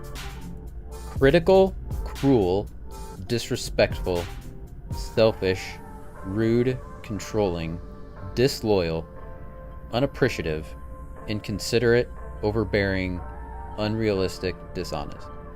Couldn't you say that's a pet peeve of everybody? Like, those are all just bad qualities that no one likes, right? I do that too. Yeah. Wait, what part of being a perfectionist? Okay, gotcha. Yeah, it's a problem. It is a real problem. And I don't know what to do to fix it, but like, honestly, like, the good weather helps me so much. Like, the fact that it's getting warmer, and dude, I'm so looking forward to the rest of this week. This is the week that I've just been waiting for the whole year. It's supposed to be like partly cloudy most of the week, but that also means partly sunny.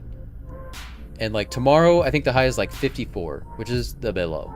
But like every day for the rest of the week, it's like 5 degrees warmer. It's supposed to be nice for the rest of the week. I know, right? Ugh. And then just this weekend's supposed to be so nice, and I'm just like, ugh, I'm looking forward to the rest of this week. Which is part of the reason, like, I didn't mind the rain today. Because, like, we've had a lot of rain lately, but it's like, this is the last day of rain we're gonna have. And again, it's like, it's warm today, so I don't mind. But my point is, like, I get so much more motivated when the weather's nice. There's honestly, like, no better way to get me motivated than just nice weather.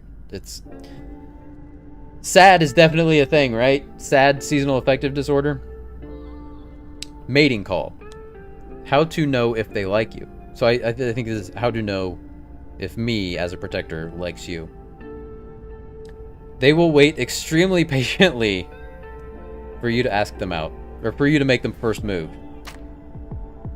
Okay, hold on, let me restart this. They will wait extremely patiently for you to ask them out. So you'll have to make the first move.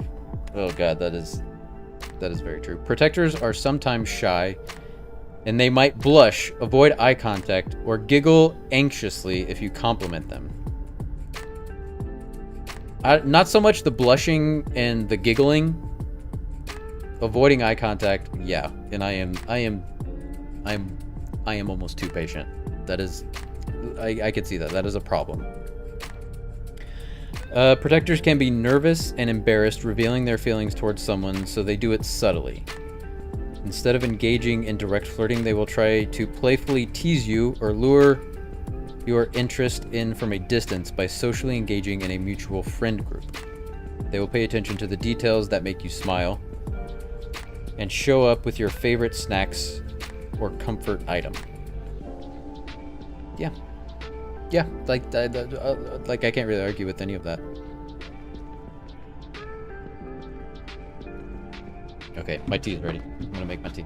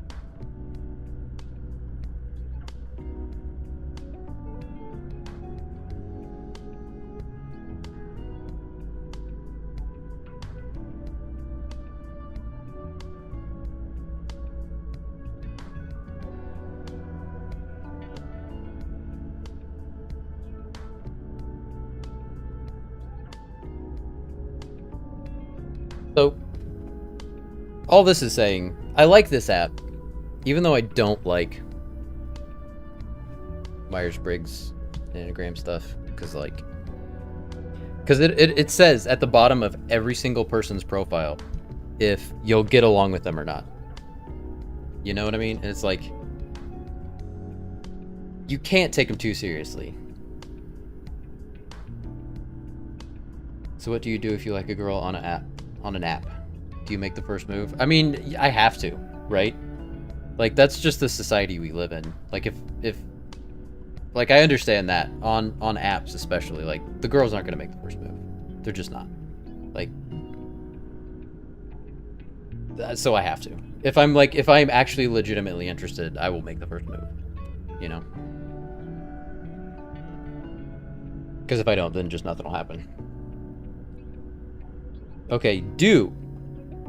There's there's so much. Like, we are 1, 2, 3, 4, 5, 6, 7, 8, 9, 10, 11, 12, 13, 14, 15, 16. So, like, there's 16 different, I don't know, sections to what it says about you. So, like, it's very thorough. And we are only in section 1, 2, 3, 4, 5. We're only in section 6. So, like, I'm just reading all of these. Yeah, was it Bumble? That depends on girls making the first move. Yes. I think people are already bailing on it. I know, I like that. I really like that app. I really did. But, yeah, then girls realized how much it sucks making the first move, and they're like, yeah, I don't want to do that.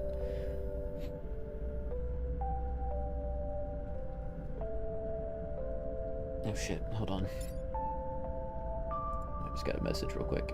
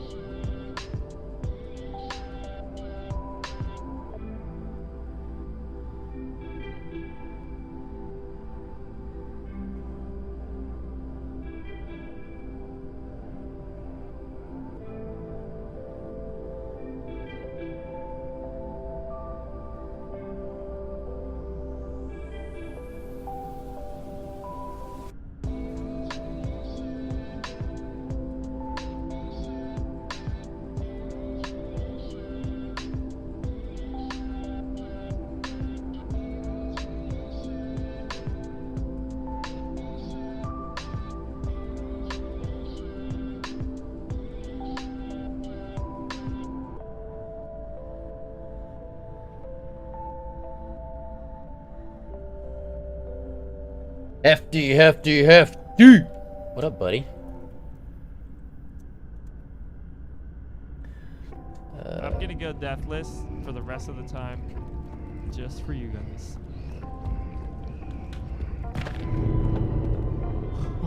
Starting now, baby. Classic. Classic. How you doing, bud? We're just being, let's go, we're just chilling today. We're just thinking it's super chill today. Hey, no problem, bud. Same. Nice. Yeah. Right now we're, so, what was this? This was a couple weeks ago. I made a dating profile on stream. Chat made a dating profile for me, essentially. That was the whole idea behind it. So I made it on OkCupid, and then like for some reason I got completely locked out of my OkCupid account, and I can't get logged back in. So we made him the perfect profile. Well, there you go, from Catherine's mouth. So yeah, but so I basically used the same information and the same pictures and stuff for. If you want to watch the VOD, it's on YouTube. I think. Let me make sure it's YouTube. There we go. If you want to watch the VOD, it's up on YouTube. But I used basically that information and made a profile with a different app. So I'm sort of going over the app right now. Like there is also this game that I'm like sort of playing through, but it's really just a just chatting stream. Like we're just taking a chill today. 100%. Just subbed. Oh, thanks, bud. Appreciate that. Hold on. I gotta go back a little bit.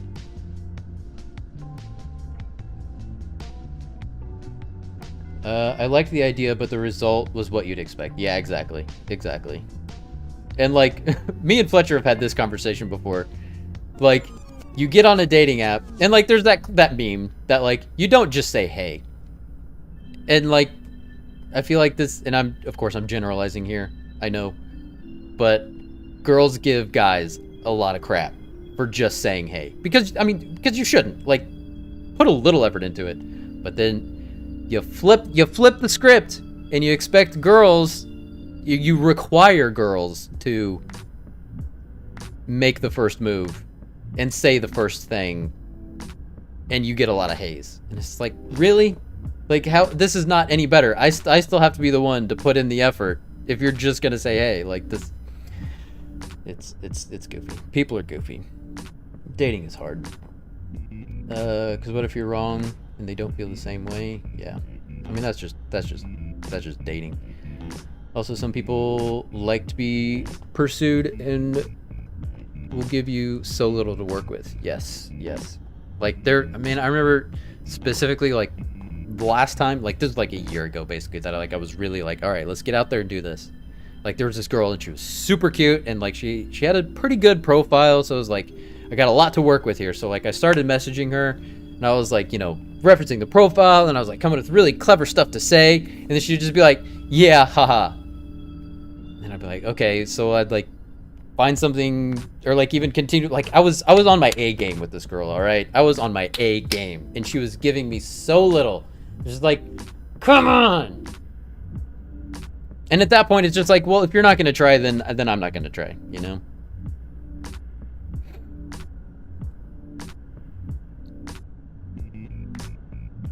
This game looks sweet. This game is sweet.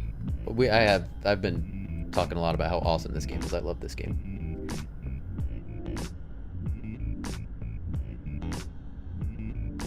I admit, I think I've said hey before. Next time I need to try a ridiculous pickup line, because that would get my attention. Yeah, booty.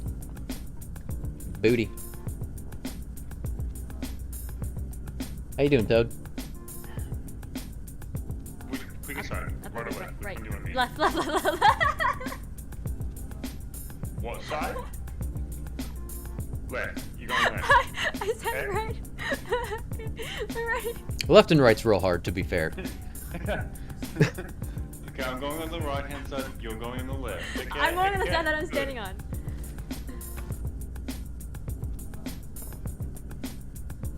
Turn down the lights a little bit.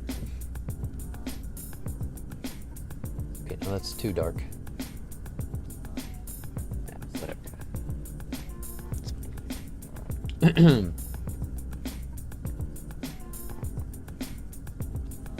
Hello. Yeah, be like that. I met my wife through Tinder, so I trust. Oh, that's awesome. You and Naomi met through Tinder? You're a dirt person? I'm a dirt person. So I got this. I'm a dope person. Thank you. Thank you, Hefty. That's nice of you to say. My brain can only see this as dinosaurs. They are kind of dinosaurs. They're giant bugs. That you could make an argument that they're dinosaurs from another universe. That could definitely be said. Who are you playing games with on your streams? I've popped in a few times. I was curious. It's her boyfriend, Odd. Actually, Odd just started streaming and he just hit affiliate. Oh god. AUDHUMBLAS? Is that it? Did I spell that right? No. Okay, hold on. I'm gonna give him a shout out.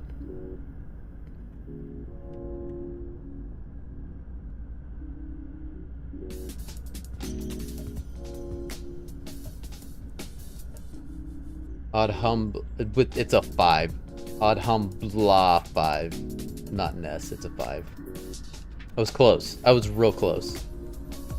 AUDHUMBLA 5. There we go. But yeah, that's Toad's boyfriend.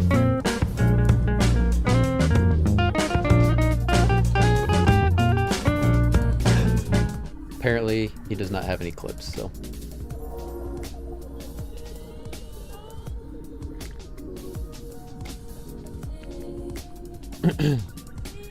The first message I sent her was, "So this means we're exclusive, right?" Yeah, that's a good first line. She left. Now we're married. I mean, apparently it was true, right? That's a good one. How long were you on dating apps before you met her? Or you're online dating at all? Like a year? Alright. Because, like, I find the longer you're on dating apps, I feel like the less likely you are to meet your person on dating apps, you know? Like, my cousin met his wife on Tinder, but, like, they met almost immediately. I talked to a lot of people, yeah. And that's just, I have no other, like, that is, I know that's very anecdotal, but I have no other evidence to back that up. That's just a thought.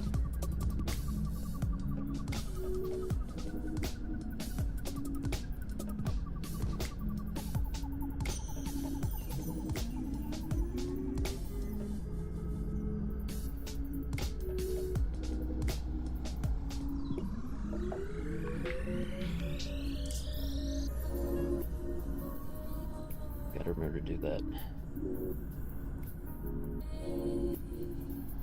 Sorry, one of my coworkers is messaging me right now.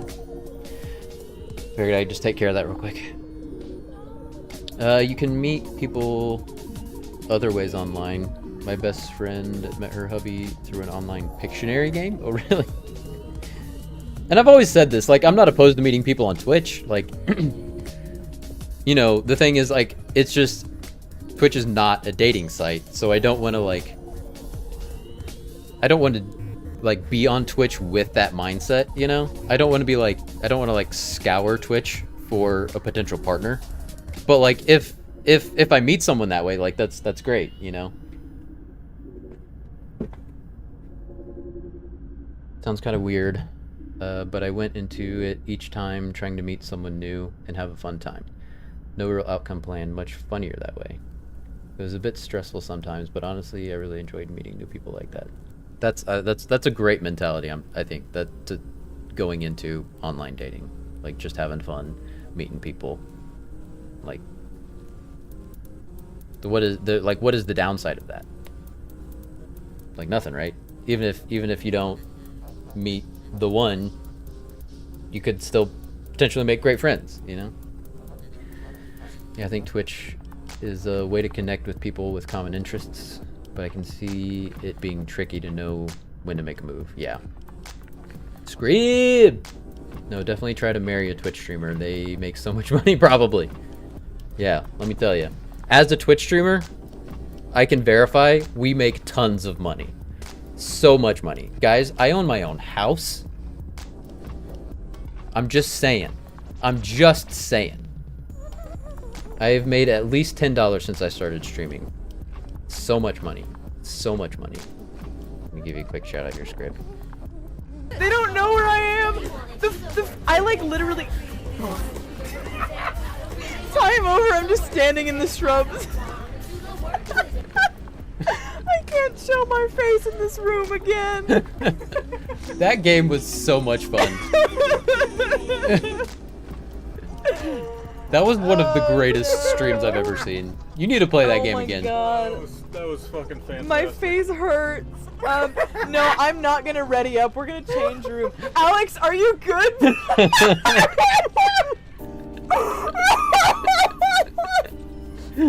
Oh god. I don't think I've seen that clip since that stream. My teammates worried about me. We're gonna go back to the ranch. Okay, so for reference, or for context, that was it was like an online racing game where you raced horses, and Scrib has a redemption where you can have her move, like use her controller upside down. So I redeemed that, and obviously the rest of the race went horribly, and like people were literally concerned about her well-being. Such a good game. That was one of the funniest moments, like in my entire Twitch experience, streaming or watching. I was literally sitting here like laughing as much as you guys were. It was so much fun.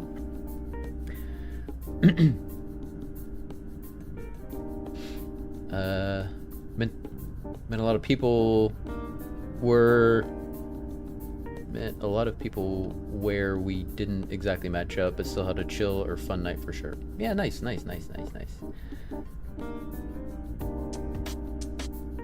Paid for with sub money in cash? Yes. For sure. I'll definitely have to play it again. That's so good. Love it. I know. If you're not following Scrib, you should be following Scrib. The link is in chat now, so.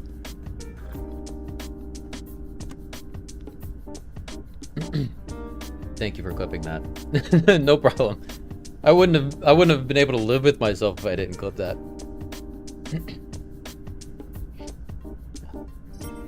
Good times. Oh yeah, so we were looking at my new dating profile.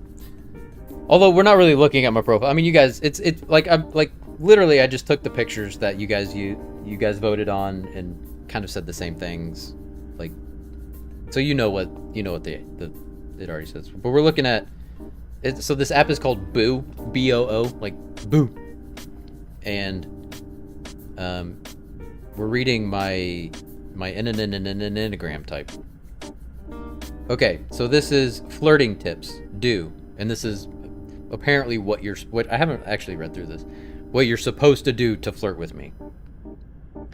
Take the lead and help them to have fun and get out of their shell. They will appreciate you helping them to enjoy the moment.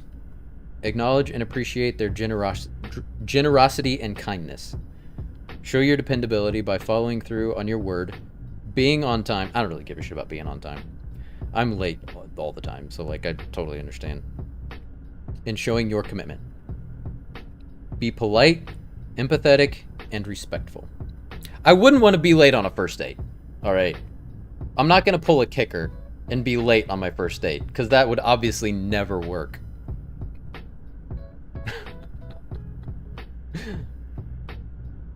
By the way, for those of you who don't know, Kicker and Scrib are married, so apparently it does work. Maybe that's what I've been doing wrong. I've been showing up to dates on time. Maybe I need to show up to dates late. So you need a girl to ask you out for like a whitewater rafting date. Yeah? I mean, I would definitely be down for that. Maybe as like a second date. Right? I don't know, maybe I'd do it for a first date. Yeah, I'd do it for a first date. Fuck that, what am I saying? That would get you out of your shell. Yeah.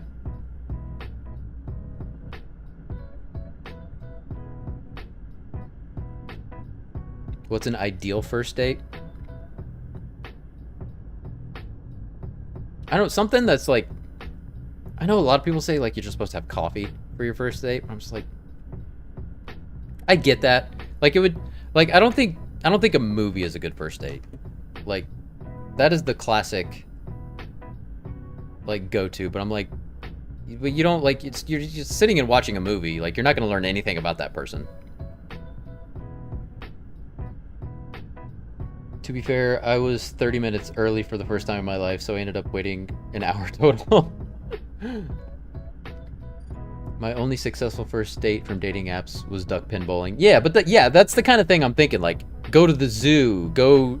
I mean, there's tons of stuff like downtown and like, I'm talking about specifically in Indianapolis, but like go downtown and go to a concert. Go to like, go bowling, duck pin bowling, or like there's stuff in Broad Ripple. Like Broad Ripple is kind of like, it's called like I think it's the Broad Ripple Arts District, like officially. So like there's fun stuff to do there. Like go for a bike ride, go for a walk. It's just something that's not just sitting in like you almost need a distraction, you know? Something you can talk about and something you could do while you're on your first date.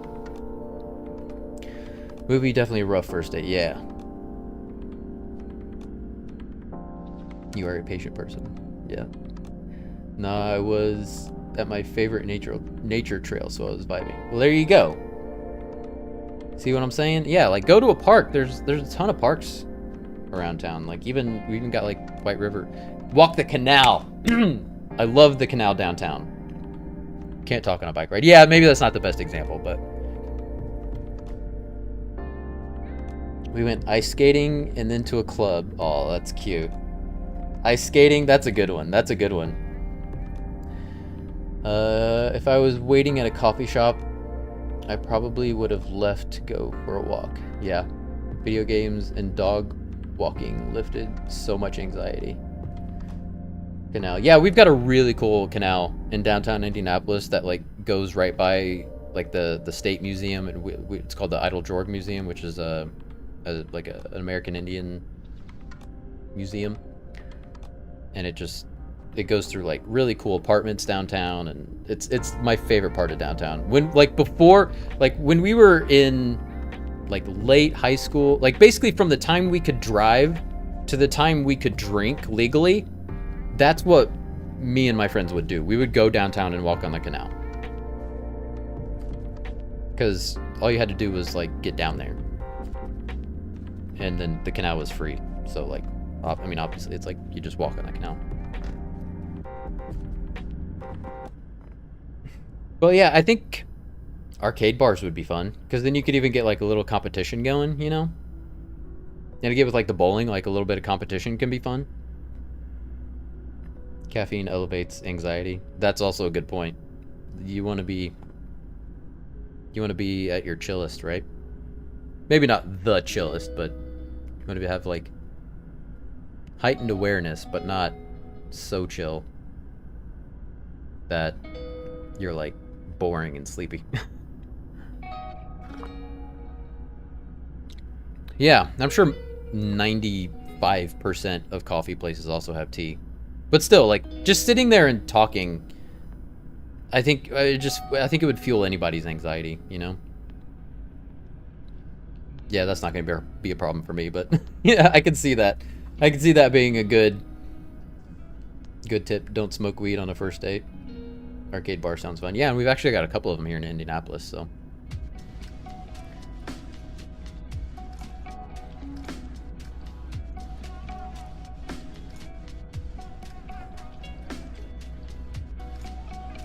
And especially as a nerd, like, arcade bar. Yeah, it just makes sense.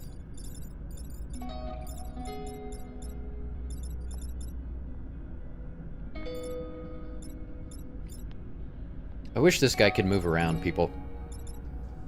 Because this guy's gonna kill himself. But he can't do anything, so like I kind of have to move. Just, I don't know.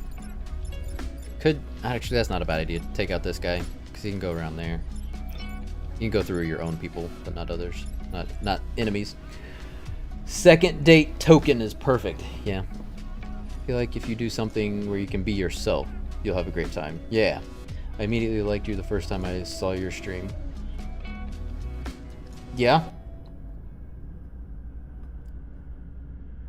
Hey, Hefty, I know you're like married and all, but you wanna go out sometime? Thank you. That's very nice of you to say. I'm in. Yes! Where do you... I don't know if this is... Please do not share this information if you don't want to, but like, what part of the country do you live in? Do you even live in America? I didn't even know that. Virginia? VA? VA is Virginia, right? Yeah, okay. That's not too far. I think it's only like a 5 to 8 hour drive depending on where you are.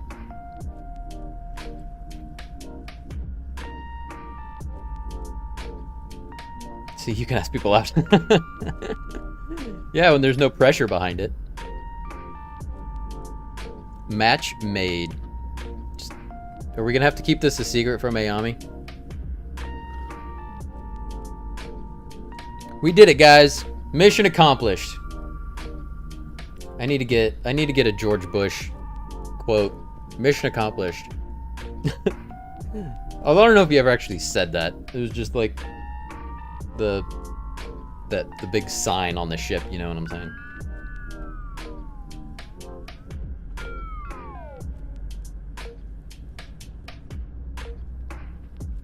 Okay.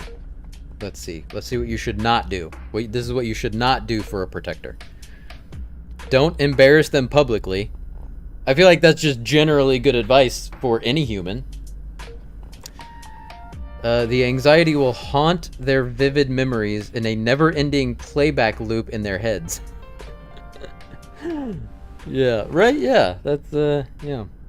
Don't push them to socialize too much. Yeah, that's good. Don't expect them to take the lead socially. They'll want you to take the lead or make the first move. Don't give the impression of being messy. Yeah, that's... They can be sticklers for cleanliness. I can be. Not like in a perfectionist way, but like if you seem like a messy person, that would bother me. We talked about this when we made my profile. Don't be too late for dates. They will see you as unreliable, something they care a lot about. Don't be rude to other people in front of them.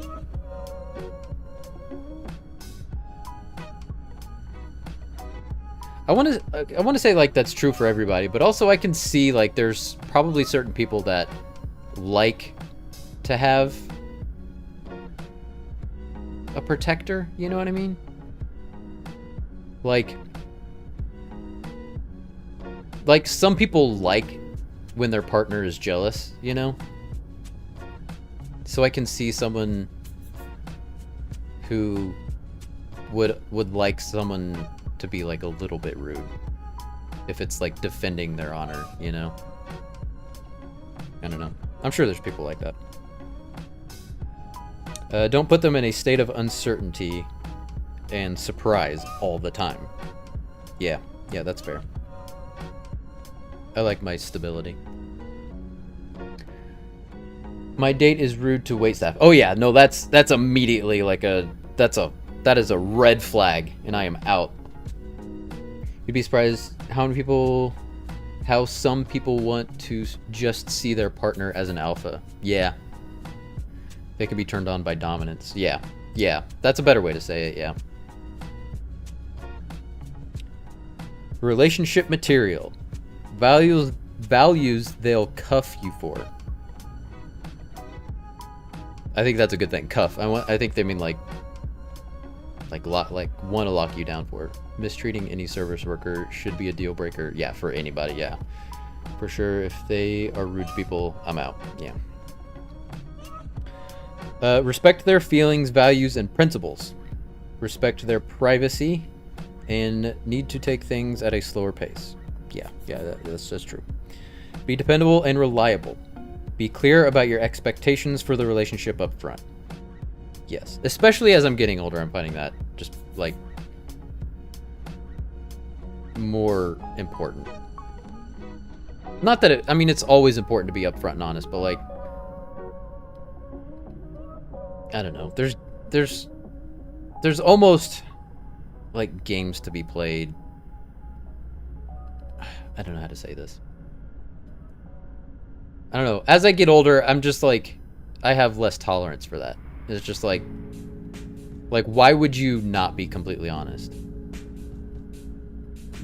Because then you're just dragging out something that's not going to happen, you know? Be conscientious and attentive. Allow them time to think before making a decision or responding. That one, 100%. I remember, I mean, you could tell just by the way I talk now, but like, I remember when I was a team leader at FedEx, anytime anybody would ask me anything, I would always, and it's not even like a conscious thing, I just do this.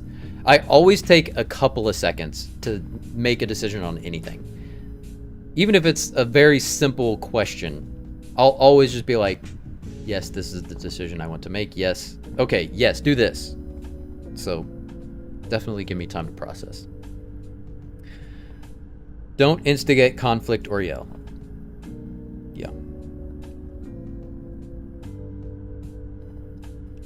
Likely interests. Volunteering, music, yes. I should volunteer. I've been wanting to volunteer, but I'm just also lazy, so there's that. Cooking, I do like to cook. Gardening, not so much gardening, but I do like yard work. Especially since like I have my own yard now. I think it's fun just getting out there and just cutting the grass and like even just like pulling weeds out of garden beds and stuff, and but not necessarily like planting, because then that's just more work, and like I said, I'm lazy. Painting, crafts, not so much like painting and crafts, but I love making thumbnails like for my YouTube videos. Like I do have like that creative side that I think is like important to me. Picnics, nature walks, movies. Yeah. Yeah. Your thumbnails are bomb. Thank you. Thank you. It is surprising, especially like when I first started making YouTube thumbnails, how long it took me, because there's so much to learn. But now I can do it like real quick. Like I can come up with an idea, take a couple pictures if I need to, and like there's so many online resources where you can get royalty-free pictures. Like I think it's really fun making thumbnails. But I'm gonna have to make one for this. I'm like, ooh, I just thought about that. That'll be fun. Making one for this stream. Love languages. I know this is an important one. Like, this is a thing that I feel like wasn't a thing 10 years ago, but this is something everybody talks about now. How they give and feel love most, ranked in order by most popular. So these are supposedly in order. Quality time.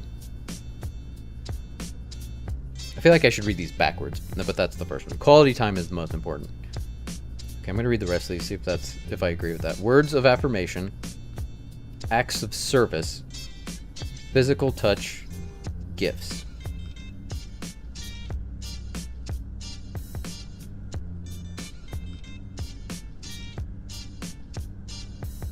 Yeah, how many love languages are there? Love languages are definitely more recent. Yeah. How many is that the 5 of them? Because I know there's not a ton of them. Quality time, words of affirmation, acts of service, physical touch, and gifts. Like I would absolutely, I 100% agree with that. For me, it's crazy to me how low physical touch ranks for so many people. Yeah, it definitely does for me now that I'm older. When I was younger, I definitely would have said physical touch is more important, but like for you, I'm sure that I know that's much more important to you than it is to me. I need to cuddle. Yeah.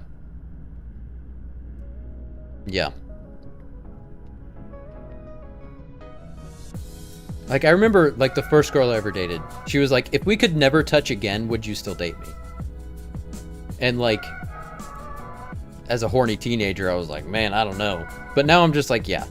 Like, love is so much more than physical touch. Obviously, it's a very important part of any relationship. But if I really loved someone and I knew I wanted to be with them, and for some magical, mystical reason, we could never touch again, I'd be like, I think I could do that. It would be hard, but I think I could do it.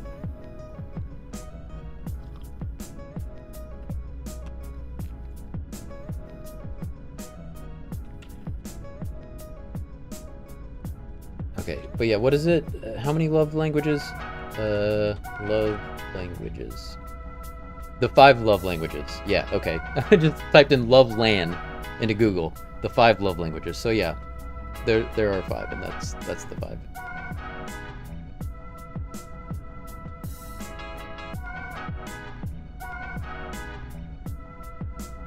Acts of service is definitely top for me. Yeah. What does Kicker do for you to show you their love?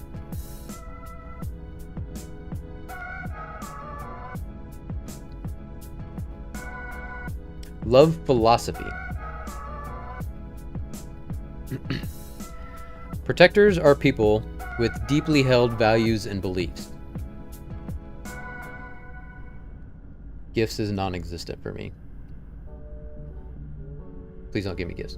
I would almost say gifts, unless it's like the perfect gift for Fletch, gifts would be detrimental.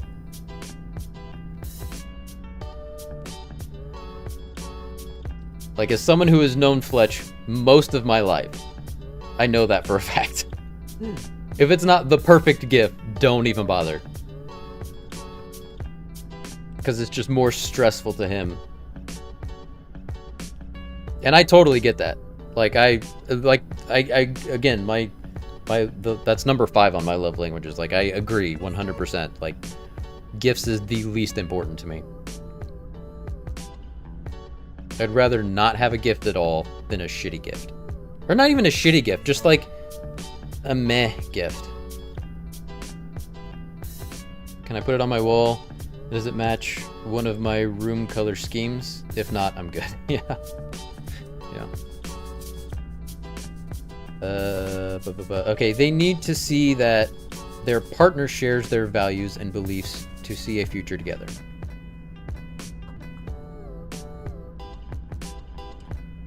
They also like people who are polite, conscientious, and empathetic. Yes, they are turned off by people who are rude and don't have manners.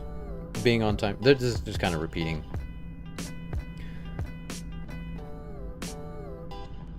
Being on time and being a kind person are things that earn their trust. Protectors take their relationships seriously and usually aren't looking for casual relationships. Yeah, I'd say that's true. They need to know what your intentions and desired level of commitment are. They want a partner who wants to be there long-term and dependable through the good and bad times. They are family figures who care about their communities. Uncertainty and unpredictable partners stress them out, especially if they are forced to be spontaneous too often. Hey mama, how's it going? We're reading about what type of person I am.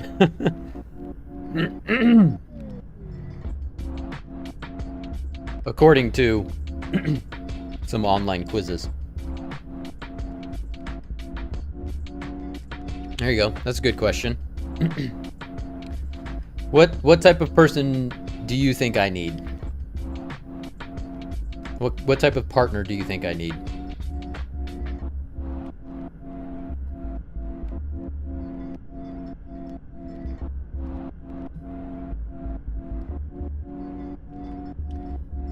Protectors need time to feel comfortable opening up during the beginning of a relationship.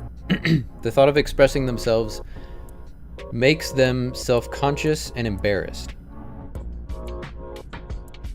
They believe actions speak louder than words, and are the type to show their love by cooking you food or helping you move houses.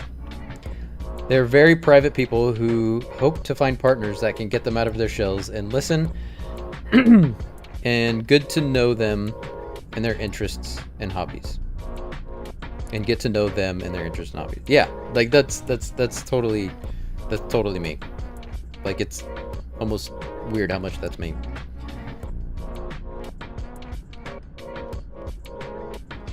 A protector is an ideal date. A protector's ideal date is one that combines old-fashioned courtesy and romance. They are fans of the tried and true traditional dating rituals, like starting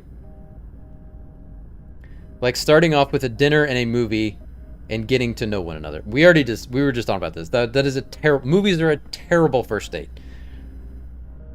Dates with too many surprises and uncertainty will stress them out. They'll love a partner who shows up on time and shows that they're dependable.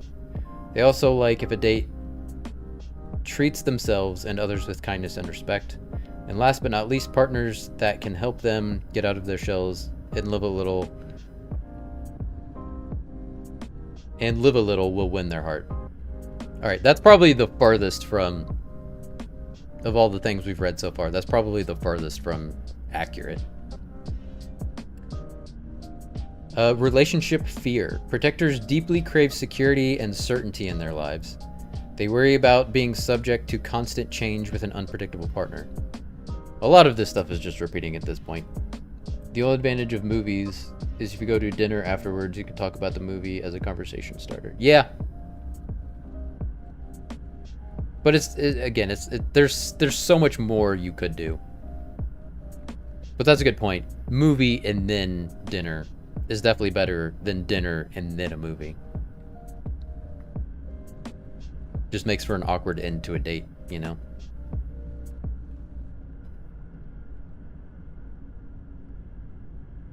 They want their homes and families to be the solace from the chaotic world outside. They are very appearance conscious. Even when on dates, the thought of saying or doing something embarrassing or awkward scares them to death. That's a bit dramatic. I'm just not that dramatic of a person, so not necessarily 100% true. I think you need someone who is very honest and trustworthy, someone who loves you for you and unconditionally. I think that's true.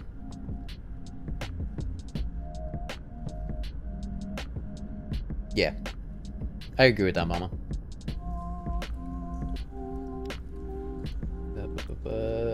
They have very detailed memories and would repeatedly replay those scenes from the past in their minds.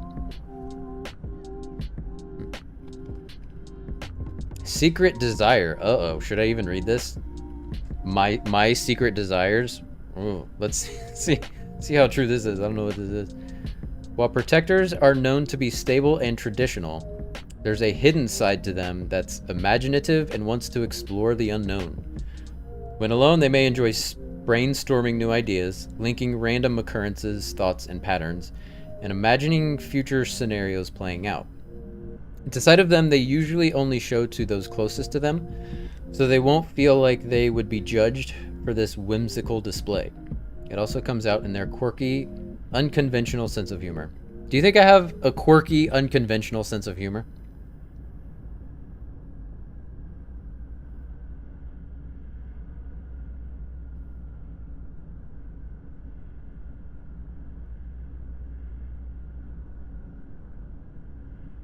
Side of them they usually only show to those closest to them. It's weird how, like,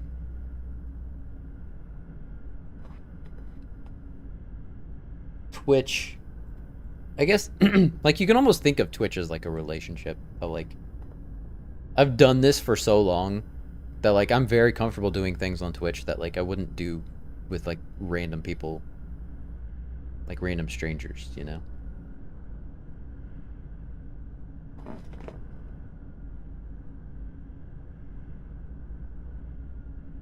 Sorry, I'm just gonna get the music going again. This song is called Drunk Text. I think you're funny. You make me laugh. Oh, thank you, Catherine. That's nice of you to say. But is my sense of humor quirky and unconventional? That's what I want to know. I know I'm funny. Obviously.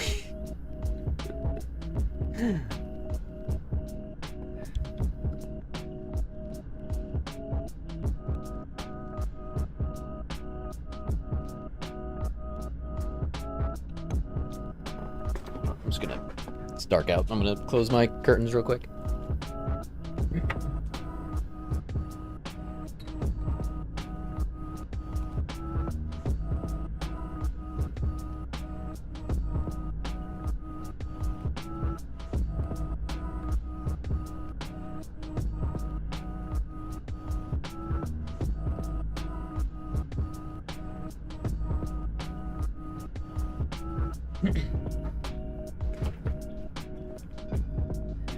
Say yes, but I have to think of some examples. All right.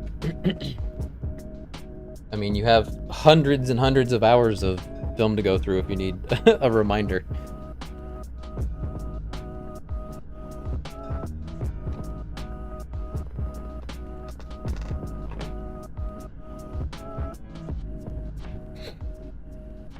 Friendship philosophy. Here we go. Talking to you, Fletch. Have you talked about what you're looking for in a relationship? Yeah, so this is from a dating app that basically is like I took a bunch of quizzes and this is what it's saying about me.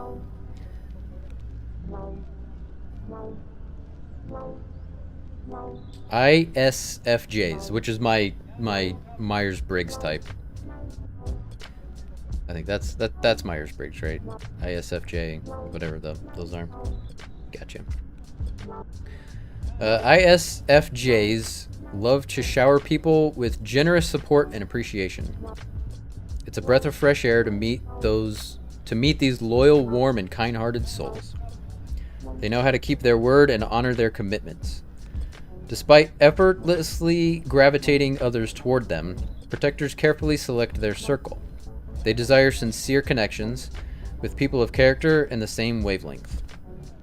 These personalities may not always show it, but they also long for the same amount of love and respect they give away. Yeah, I'd say that's very true about me. I'm more worried about having a few very close friends than a lot of friends. That's always been true about me. Personal outlook.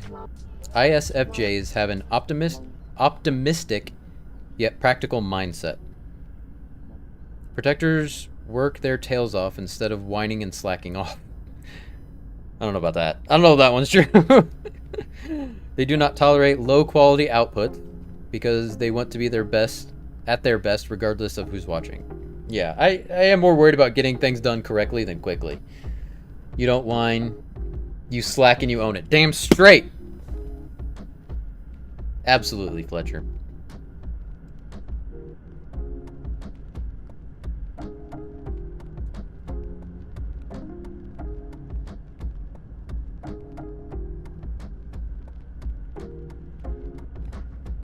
Hanging out. ISFJs are among the most appreciative of all personality types. They feel delighted even in the tiniest acts of kindness toward them. As long as they feel welcome and respected, these personalities are up for all sorts of fun. Quality time may look like gardening in the backyard, doing yoga exercises, or as simple as having nature walks together. The heartfelt attention of their friends and loved ones are more than enough to make them feel loved. Yeah, that's true. Perfectionist procrastination fits in with that description. Exactly, yeah. Right. Absolutely. And that's something, so like my cousin that lives here, he's like the exact, well, he's not living here right now, but he's like the exact opposite of that. He would much rather get things done right away, but he's not so much worried about, and I don't want to but he's not so worried about getting it done right. You know, like I would much rather do it later and do it right than do it right now and just have it done and over with. And you know, it's not like one way is better than the other. It's just they're just different ways of doing things.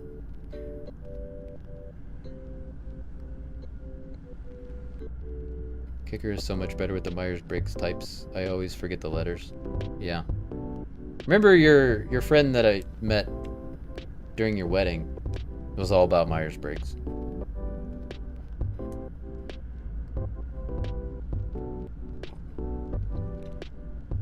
Because she was like, let me guess your type. And I'm like, man, I don't like types. Haven't done the test in ages. Allison, yes, Allison. Come along, Toto.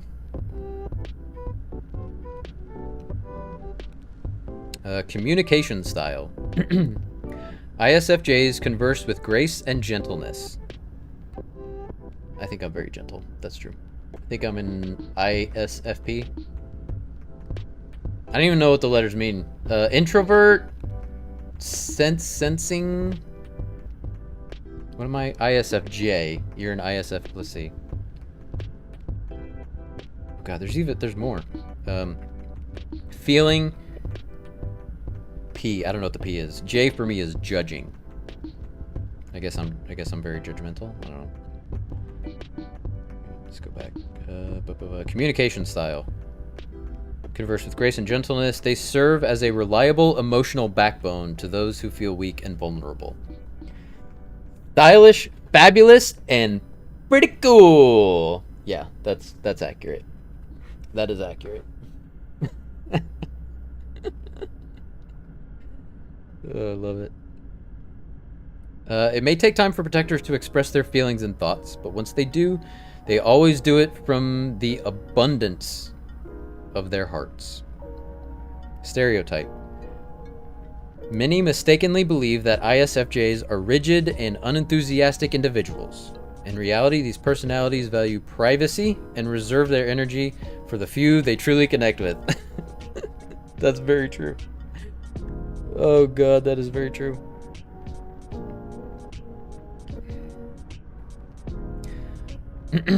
Here we go. This is the last one. Oh no, wait. View all. Okay, maybe there are more. Conflicts. ISFJs dodge conflict as much as possible. Alright, it's weird how much this is accurate. Like, almost all of these. Except for, like, the dating type. Or, like, ideal first date. Like, all of these are weirdly accurate. You're so warm and welcoming, you think? I do not see you as rigid at all. Yeah, I mean... I can see where that would come from, the rigidity. It's not like...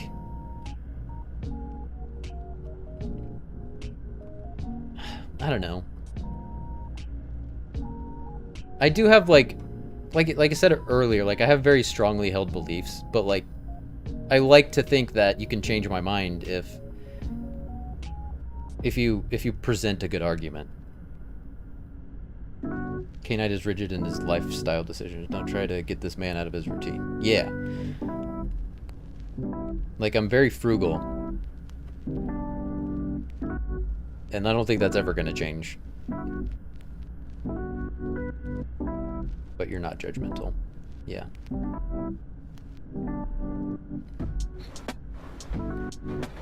They have a low tolerance for drama and commotion, as confrontation is simply not their cup of tea.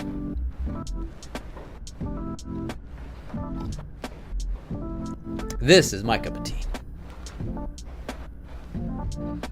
Protectors are fine with being the first to apologize just to end disputes, regardless of who is right or wrong. Yeah. I am definitely conflict averse. You drink the tea to drink it, not to spill it. Exactly. Exactly. Oh, okay, I see. So see-all is the one, so the people I supposedly connect with. Alright, so apparently the people I get along with the easiest are ambassadors, performers, and rebels. I could, like, go into each one of these, but I'm not going to sit here and read all of the different types. I sort of get along with commanders, heroes, crusaders, artists, executives, realists, and artisans. It's hard for me to get along with peacemakers, guardians, genius, mastermind, challenger, and other protectors. It's interesting that you cannot get along with your own type, but that totally makes sense. It's the way they say opposites attract. Like, there's some true reality to that, for sure.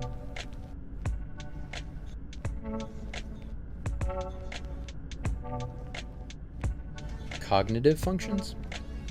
Oh my god. Oh my god, there's 2 whole more pages. Zodiac? Okay, the Zodiac's very short. So I'm an Aquarius, and this is apparently what this says about me. You want to be the only protector. Yeah, right, like that makes sense. Yeah. Thriving in large groups. Aquarians? Is that what a group of Aquarius people are called? Aquarians? I guess that makes sense. Aquarians are more in love with humanity as a whole than any individual. Aquarius finds normal, boring, and curious. Aquarius finds normal, boring, and curious and rational.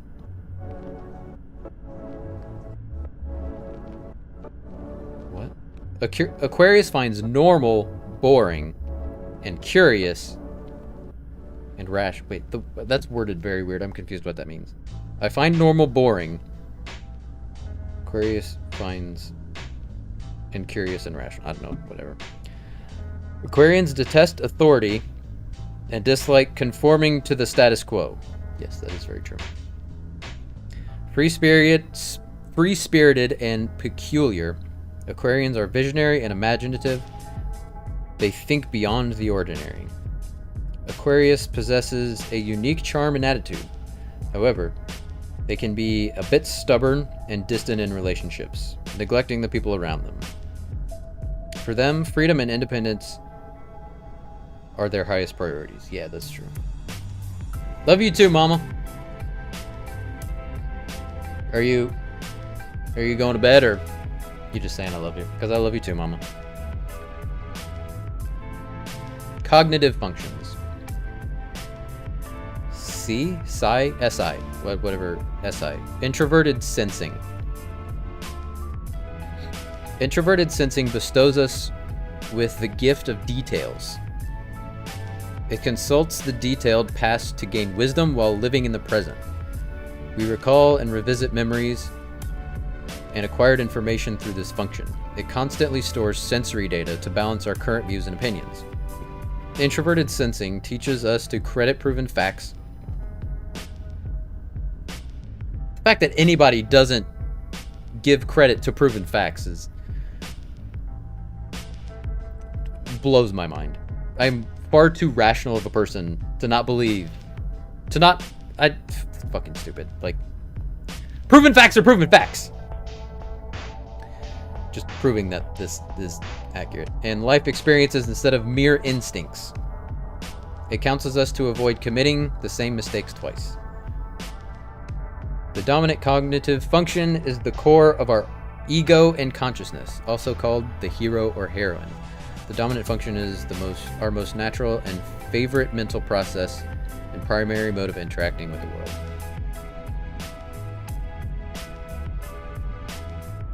Introverted sensing is in the dominant position grants ISFJs the gift of detail. It guides them to learn from past experiences and memories. They value persistence and hard work to become experts in any field they wish to delve into. My mom once tried to tell me the moon wasn't real.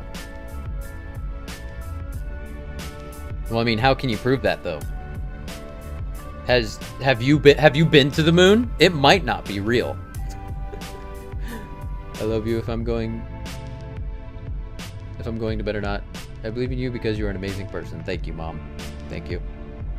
Speaking of proven facts, the sky is fake too.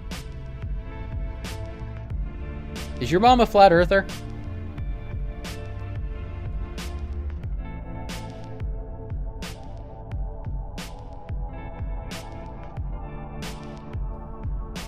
You go to the moon every other week, do you not? I've actually never been to the moon, even though it's like my whole thing.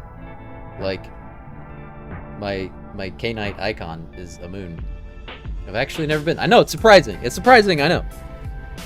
Next time you go, let me know. I'll go with you, Scrib. We'll go to the moon together. You raised a wonderful man, Mama K-Nite. He deserves the very best. Catherine, you're too kind. But my mama is the best. That's for sure. Come from a family of deep conspiracy theories. There is no moon. Well, there you go.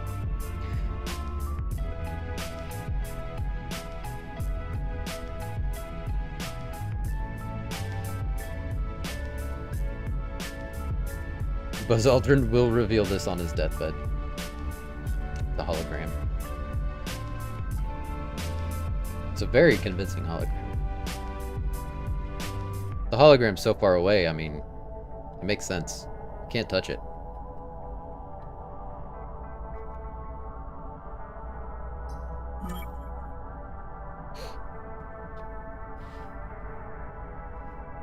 Well, the Earth is flat. Well, there you go. I mean, you can't argue with it.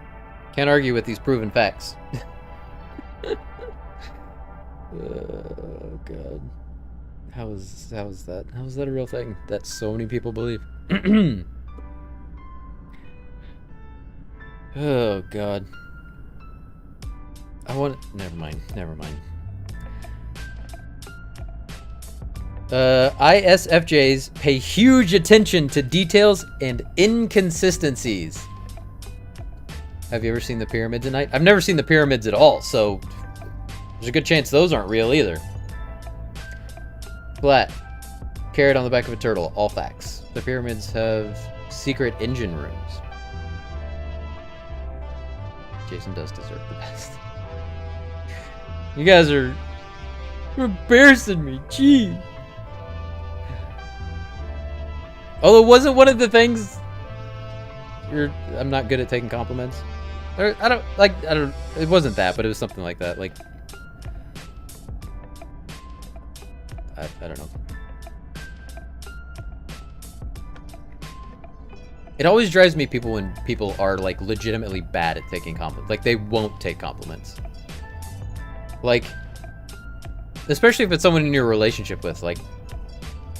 You say, like, you're pretty. You're like, oh, no, I'm not. You'd be like... That's not, like, a thing you can argue. Like, I think you're pretty, so I'm saying it.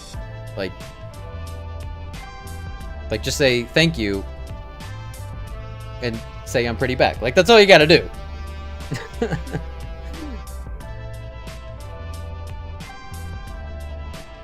Quickest transport to the moon. Is that how you go? Is that how you get to the moon, Scrib? You use the pyramids? That makes sense. That makes perfect sense. Routines and traditions feed to their side dominant function as it gives them the comfort of familiarity. Yeah. They may also possess high sensitivity to their bodily sensations such as fatigue, thirst, or hunger that most people miss out on. What? High sensitivity to their bodily sensations such as fatigue, thirst, or hunger that most people miss out on. What does that mean? What is that a thing? Do any of you not know when you're tired, hungry, or thirsty? What does that mean?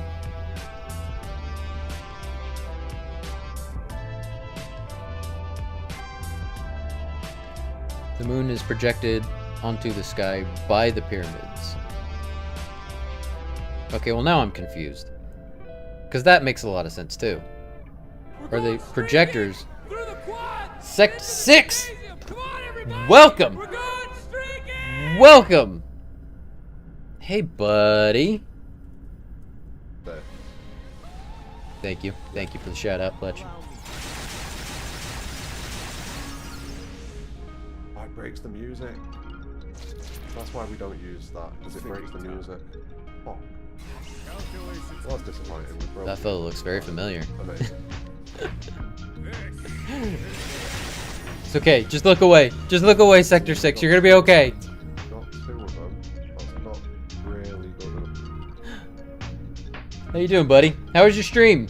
Deal Field. How was that?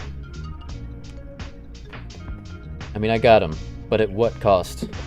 I mean, is sanity a fair price to pay for beating Goldera? Was okay with finishing up the DLC they released recently. Oh, nice. Bit underwhelming, but okay. Well, that's a bummer. Hopefully it wasn't too expensive and it was worth the money then. Hopefully. Yeah, we're like sort of playing games, but not really. I haven't touched the game in probably like an hour. So I had chat make me a dating profile a couple weeks ago, and I can't use that dating profile anymore. It's dumb. I can't even log into the account. So like, I made another dating profile using an app called Boo, and it's telling me all about. I took like quizzes, so like I can do like the enneagram stuff and the Myers-Briggs, and it's telling me all about me, and it's very fascinating. So that's what we're doing right now.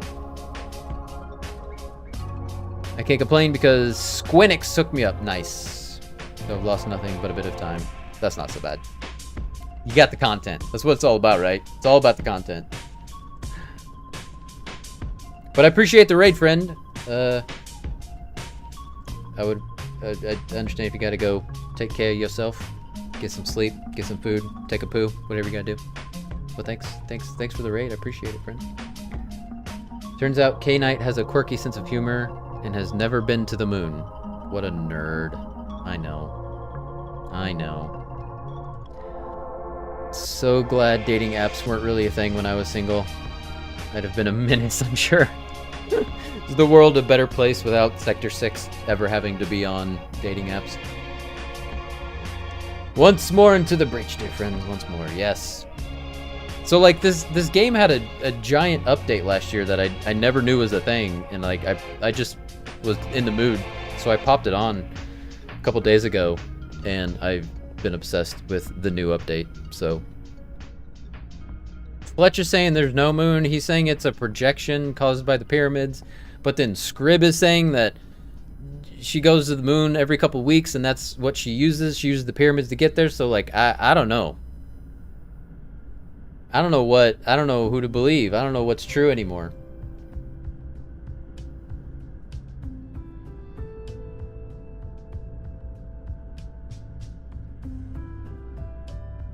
Is this real life?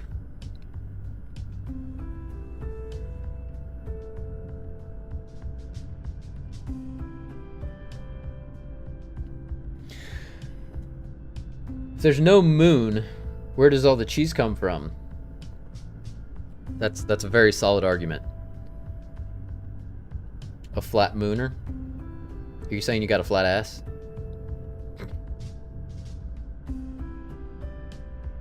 I'm gonna link you a YouTube video that explains it all pretty clearly. Alright, drop it in the Discord, friend. There is a moon. You've been taken in by fake news. I would never lie that much. It's just a plate. Is the back of it a plate and we just see the cheese on top? Not your ass to clarify. That's no moon. That's a space station.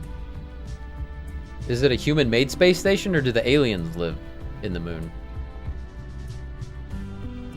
Or is this the Truman Show we're talking about? Mouse-made? Mickey Mouse made? I would believe that. Disney owns the moon because they made the moon. Which makes sense because I wasn't alive when Walt Disney was. So I don't know the time before the moon. Disney created a time loop. Did Disney also create this game, which is all about the time loop? Oh God. Mickey Mouse's moon. M3 Half-Life 3 confirmed. The Empire made it as a super planet destroying weapon. Star Wars. Also Disney. So Disney just does everything. I will let you all figure out if there's a moon or not. Enjoy your time together. Peace out. Good night, Mama. Thanks for being here. I love you. Disney could create a time loop. They can do anything.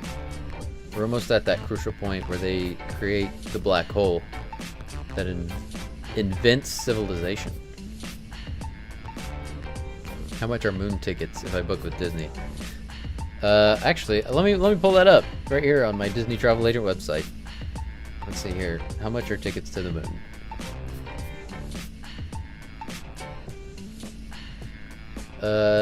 It looks like $20,000. But you can make that in payments if you want. But you have to pay hourly for the oxygen. My ass is most certainly not flat, unlike the moon. Yeah, I'll book. Just let me know. Let me know. I'll book you tickets to the moon.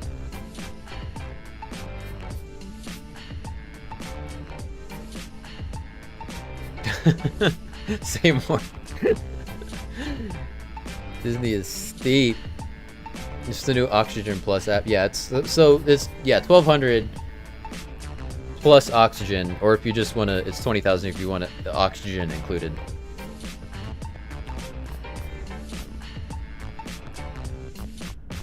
The app is kind of a mess right now.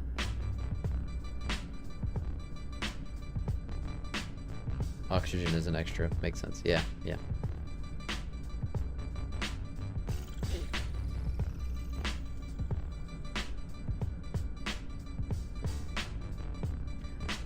Can I just hold my breath?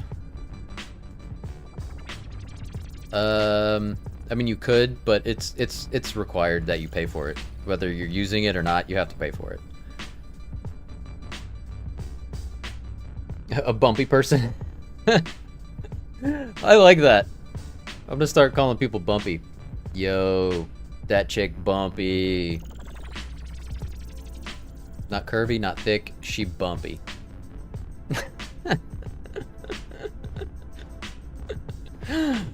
Oh man.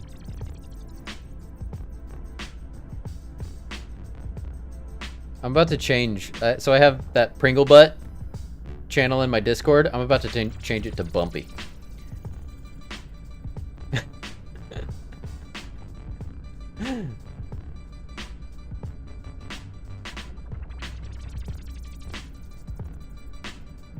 What's that?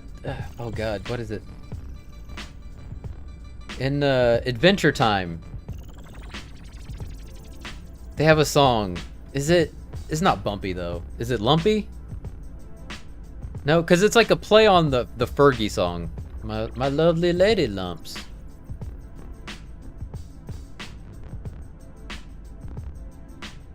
When did Pringle Butt start? Was that during Reddit? It was during The Last of Us Part 2.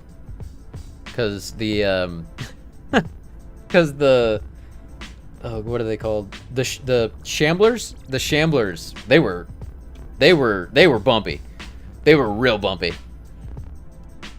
And then Human Ramen was talking about that single Pringle ready to mingle. The Shambler booty. Yep. Yep. A bumpy dumpy. Oh man. The bumpiest dumpy. I love this. I love this. Yeah, she popped in yesterday. Yeah, she popped in at the beginning of yesterday's stream. Yeah, she seems to be doing well.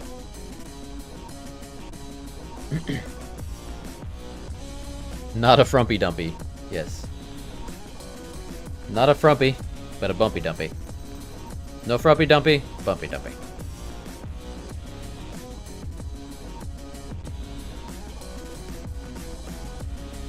Not lumpy either.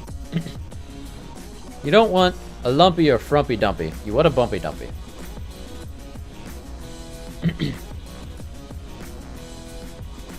Okay, I can see where this quirky, unconventional sense of humor is a thing. Hydrate.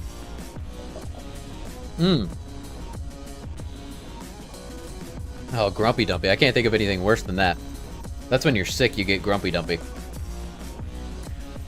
I'm pretty old, so I may have a frumpy bumpy dumpy. I can live with that. Oh, push-ups? Yeah. I don't want my dumpy becoming frumpy.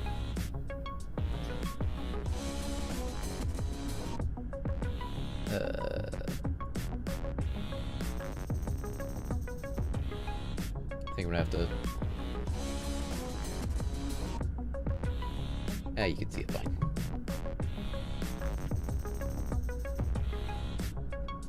I feel like I should stop pretending and then just change this to just chatting. Clumpy Dumpy? Could have a Trumpy Bumpy Dumpy. Oh no. That just sounds hairy. I have a Clumpy Dumpy.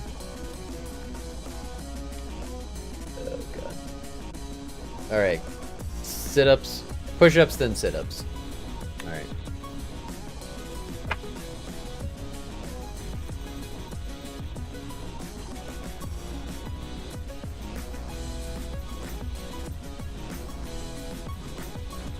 One, two, three, 4, 5, 6, 7, 8, 9, 10.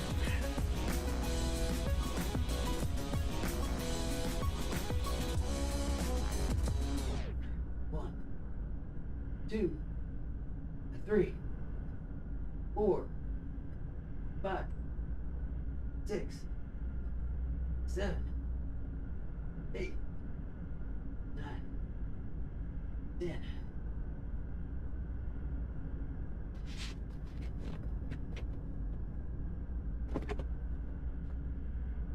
Couldn't tell. I use these shorts when I paint. We're just gonna switch to this. Wouldn't that be like IBS? Yeah. That'll be my guess. Grumpy Dumpy. Eat my clumpy dumpy.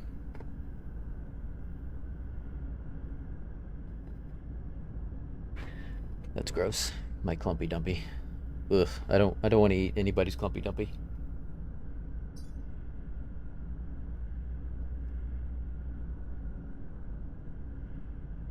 No, that is all of them. Let's go back to the first song.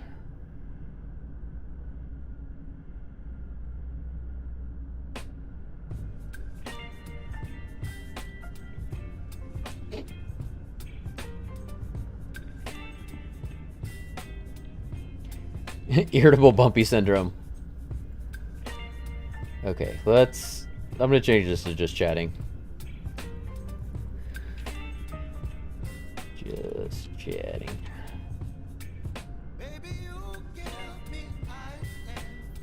Anybody like Paolo Nutini?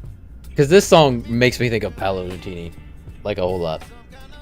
Irritable bunny syndrome. Aw, you got an irritable bunny. Aw, that poor bunny.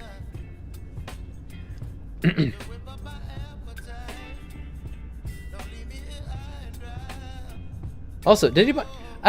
Is that a real thing? Okay, so it said they may also possess high sensitivity to their body sensations, such as fatigue, thirst, or hunger, that most people miss out on. Is that a thing? Like, do people not know when they're hungry, thirsty, or tired? Holy Grail Bunny was definitely irritable. Very true. Very true. Run away!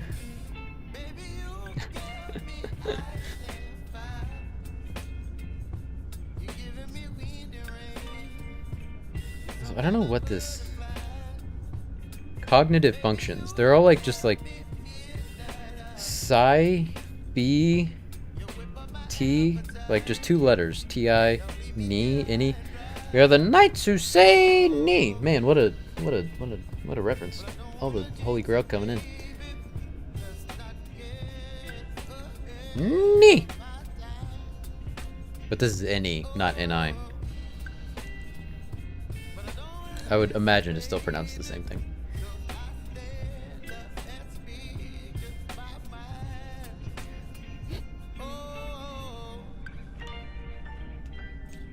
What is the airspeed velocity?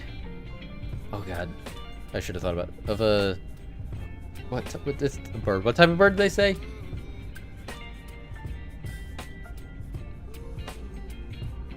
Yeah, so I was going through and just reading. It's basically Myers-Briggs. Yeah, Myers-Briggs and an enneagram stuff, and This is cognitive functions.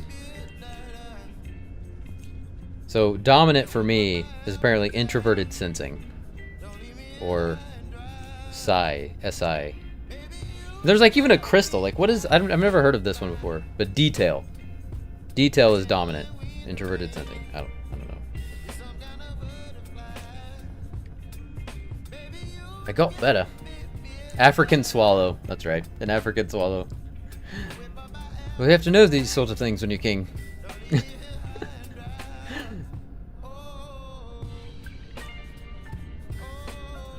So, if she weighs as much as a duck... Which?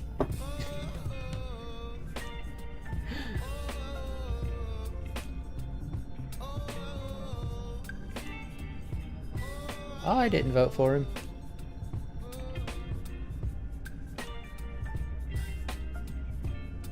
But African swallows are non-migratory. Exactly. Need to go on a Python binge fest. Yeah. You know, I think Meaning of Life is probably still my favorite because, like, that's when I still have the DVD, but I've seen it probably most of all. Almost certainly of all the Monty Python stuff. Yeah, I love Meaning of Life. I know, it's so good. Strange women lying in ponds distributing swords is no basis for a system of government. Yes. Life of Brian is underrated. Yeah. I remember liking that movie the first time I saw it, but I think I was too young to really understand it. It's much better now that I really understand what's going on.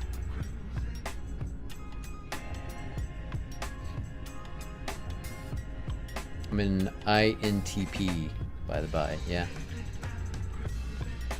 Spam? How you doing, friend? So these movies still hold up? Haven't seen a Monty Python movie since high school. Yeah, they're all very good.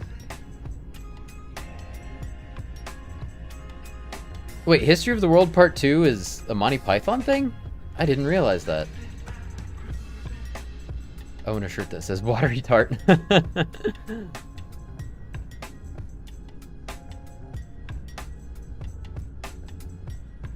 Because I've been watching Mel Brooks. Yeah, okay. Yeah, because History of the World is a Mel Brooks thing. I was like, I didn't know Monty Python had anything to do with that new show.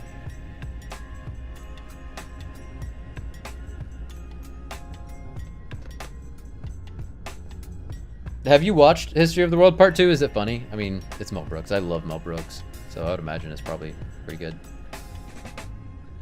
Like, Blazing Saddles, Austin Powers, and Night at the Roxbury, Orange County maybe, are probably the 4 movies I've watched the most. I've seen all 4 of those movies so many times I can almost quote them word for word. Not yet, but his movies are usually a good time. Very true. We are the same height. That is neat. You want to get naked and start the revolution? I'll take that as a maybe. That is Jack Black's greatest role, hands down. Hands down. That is not up for argument. I could not even get through Night at the Roxbury. We used to quote Night at the Roxbury so many times. I know, and like I was just talking about the other day, like me and Tyler, we don't look that much alike. So we used to use that joke all the time. You two are brothers? No. Yes! You might be right. And I love School of Rock. Yeah, School of Rock is a great movie. But it does not... His performance in that does not even compare to Orange County.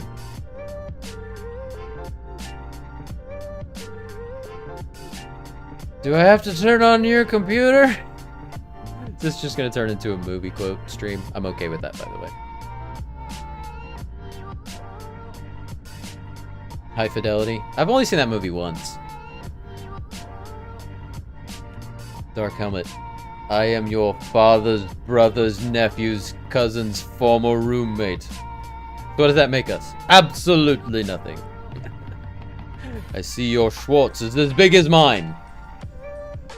Seen High Fidelity probably 30 times. Yeah, I know you really like that movie.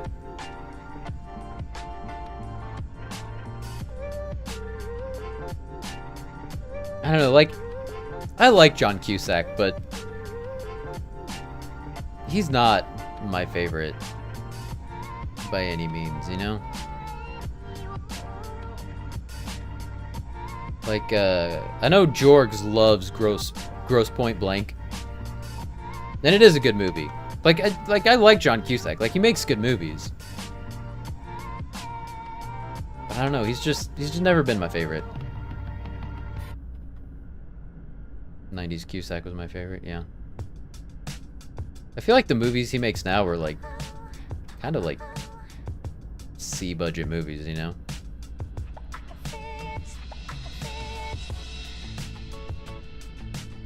Like rom-com John Cusack is where it's at, and then he just like started taking himself too seriously, and everybody else was like, nah, we're good.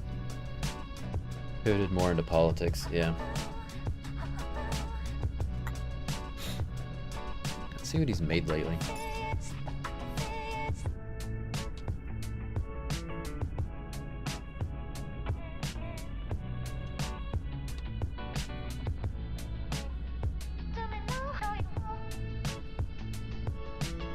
Pursuit came out last year. Utopia was 2020. Never Grow Old, River Runs Red, Distorted, Singularity, Blood Money, Arsenal, Cell, Chirac, Hot Tub Time Machine. That's a good John Cusack movie. But that's the last one I've even heard of. Was Hot Tub Time Machine 2 in 2015. Dragon Blade, Wall Street. Was it Wall Street? I think that was a like a sequel to Wall Street. TV movie? Was it?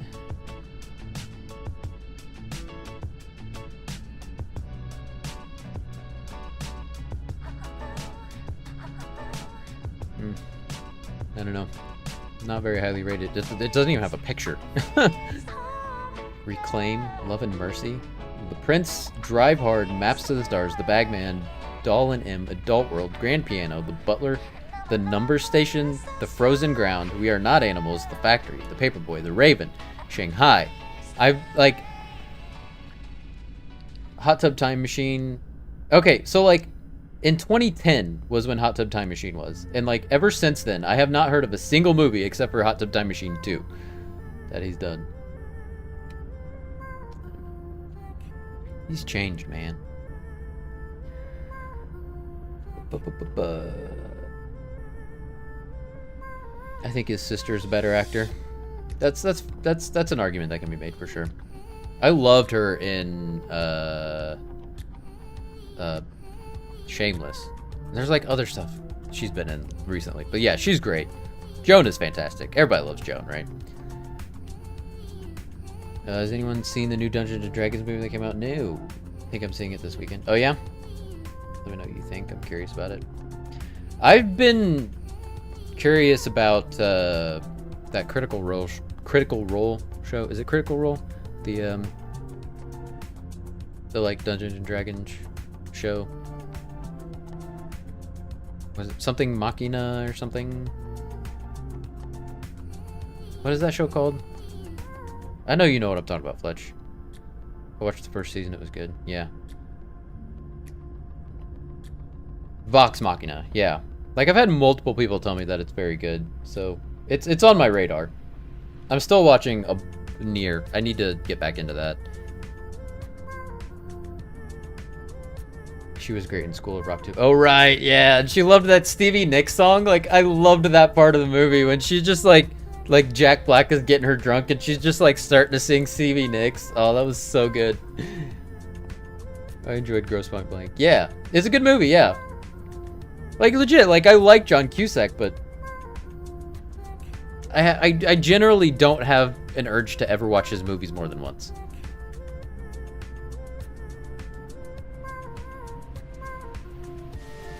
I think that's on Thursdays on Twitch. Critical Role. Yeah. Joan Cusack is fabulous. Never heard of that Vox show. I have to check it out. Yeah, it's basically like the first season of Critical Role, like the first campaign, I should say. That's probably a better way to say it. It's the first campaign of Critical Role made into an anime, and it's supposed to be very good. And you know, it's based on Dungeons and Dragons, but it's, you know, a much more efficient way of telling it than actually sitting and listening and watching people play Dungeons and Dragons.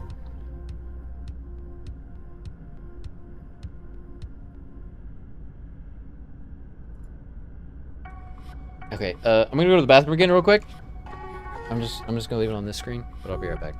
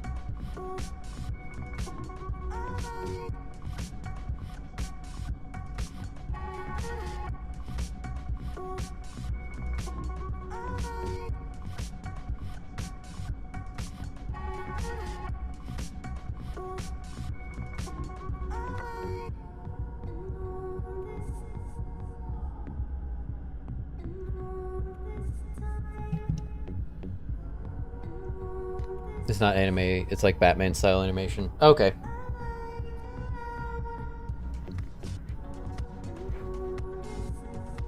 Plus his scene and say anything was iconic. Oh, I know, right? That will never happen. Does that really ever happen to anybody, though?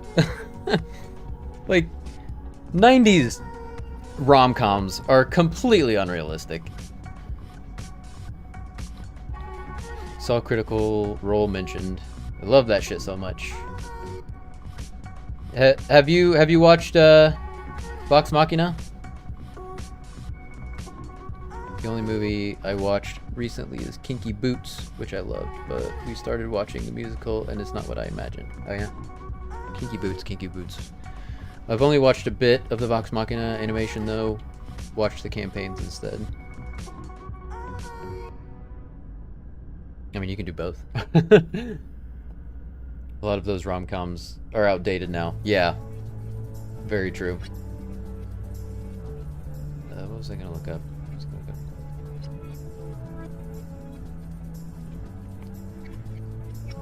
Had a lot of friends who've had songs written about them. That's the closest I've ever seen in real life. Laura Bailey's on another level. Listen, Laura Bailey is on another level in everything she does. She is an amazing human being.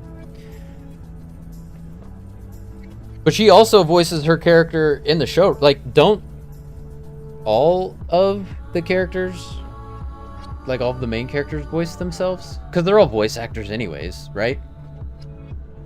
I watched Risky Business Saturday, and it was such an interesting movie to see now. I know, right? Like, all I knew about that movie going into it was like that famous scene where Tom Cruise is sliding across the floor while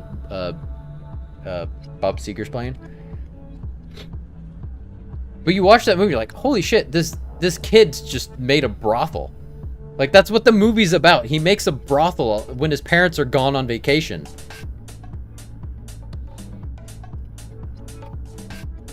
Crazy. Yeah, all the original voice actors. All of the original actors voice. Yeah, I think that's so cool.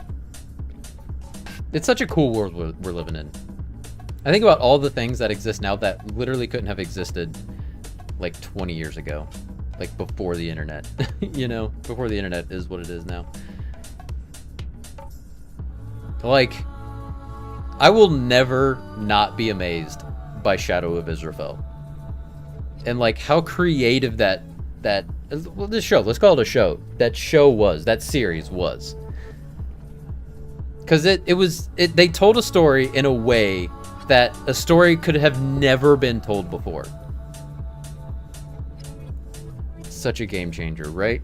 It inspired us both to get into content creation. Right, exactly.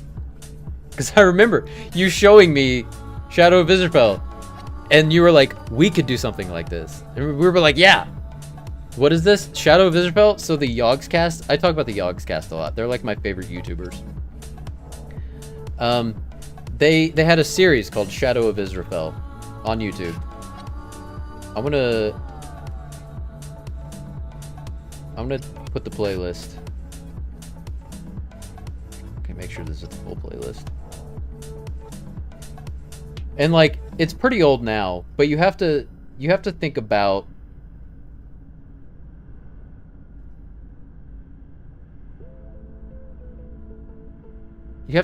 when it came out. Watching this, like as it was coming out, was wild. But it's just Minecraft. That's all it is. It's just Minecraft. But yeah, there's the full playlist. Like, it's one of those things I watch every couple of years. I go back and watch it all.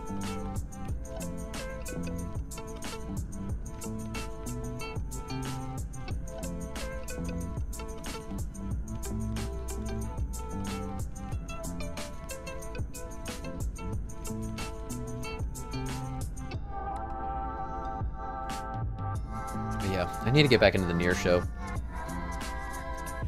I was watching it fairly quickly to start with, because I downloaded it and it was on my computer, and then I was having all those internet issues, so I needed things offline to watch. So it was just like perfect. But now it's because it's on my computer, it's easier for me to, because I always, like, if I'm just like sitting and watching something, I usually sit on my couch and I watch it on my PlayStation, because it's annoying.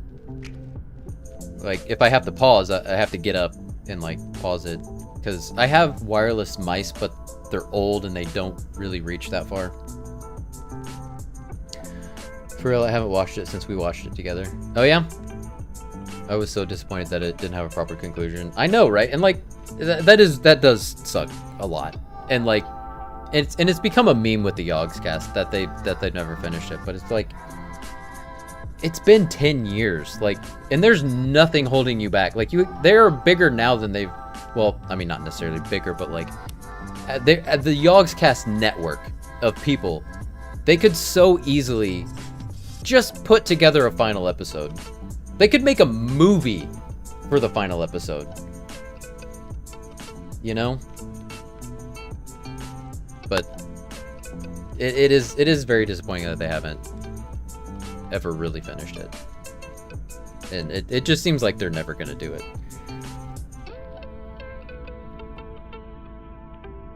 Anytime a series doesn't end properly, it's a bummer. Like, do a wrap-up. Even if it's a quick one. Right.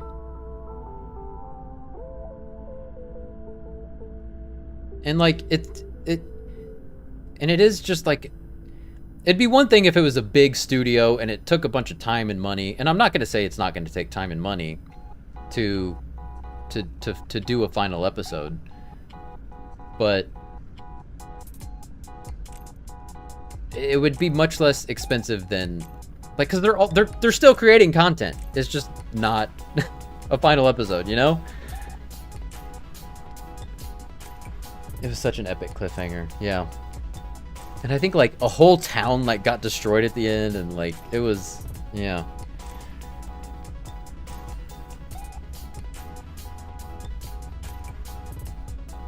To be fair, it has been a while since I've actually finished it. I've started it several times and I haven't finished it in a long time. But now I'm getting the itch, and I might go back and watch it now again. Now that we're talking about it, because I've been watching old Yogscast Minecraft adventure maps anyways, so I could just watch it, because it's just one of the things I fall asleep to. Maybe they don't think they could live up to what they built up. That's true.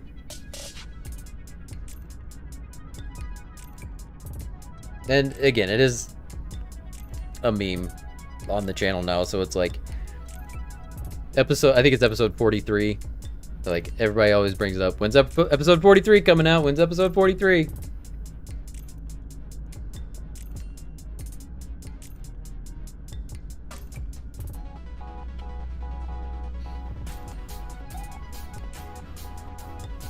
Yeah, I don't think they really could.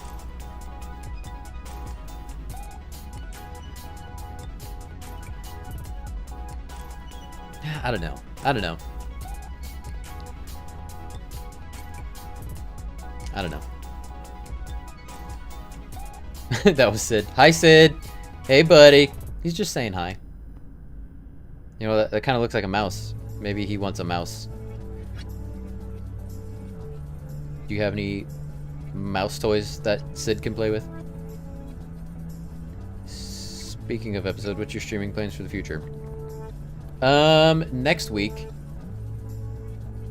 I'll probably do something like this again next week, honestly. Next week it'll definitely be on Monday. Because I won't be able to on Wednesday. And then the week after that I'm going to be gone. So the week after that is going to be... I'm going to be in the Caribbean, so...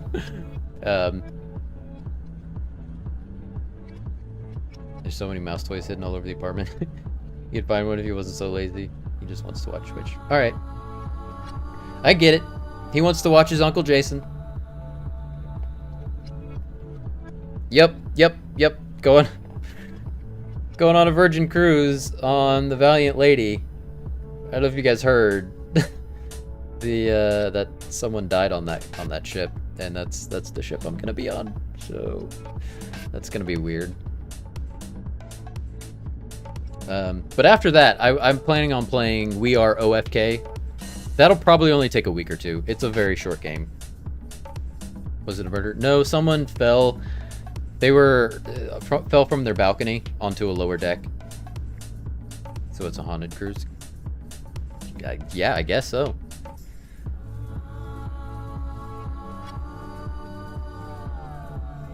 Don't worry, God will protect you. Uh-oh. I haven't been saying my prayers. Maybe he won't protect me.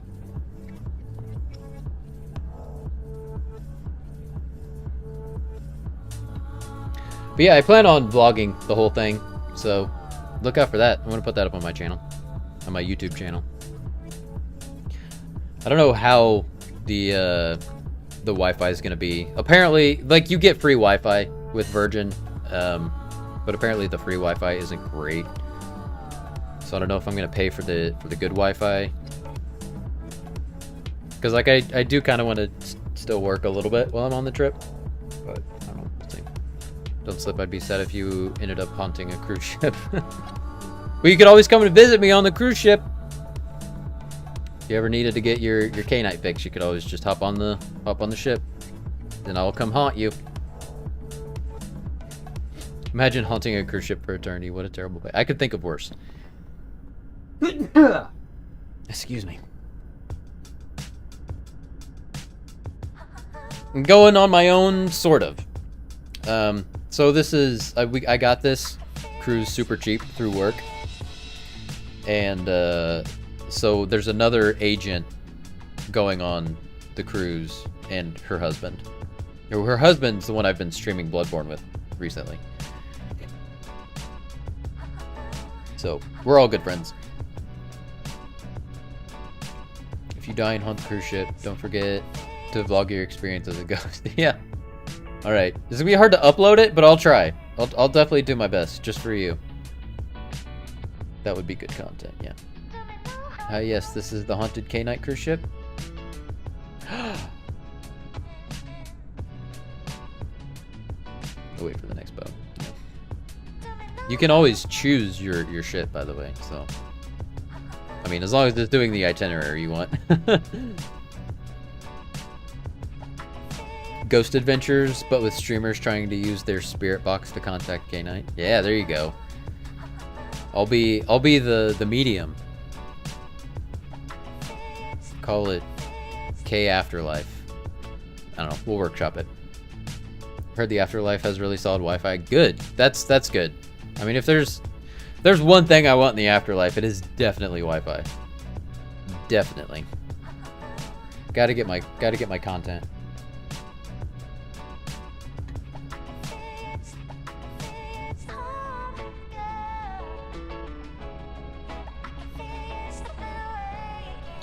That is a good question. I know Roatan, and then Bimini is like the Virgin private island, so we're doing that.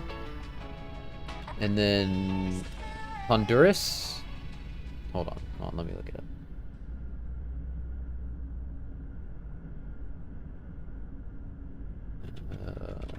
Hold up my email.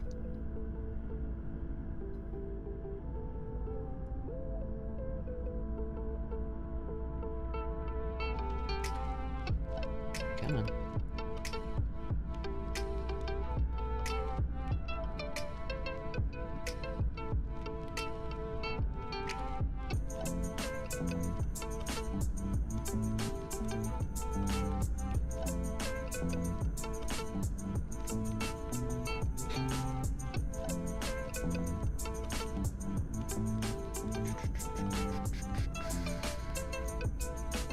Virgin Cruise.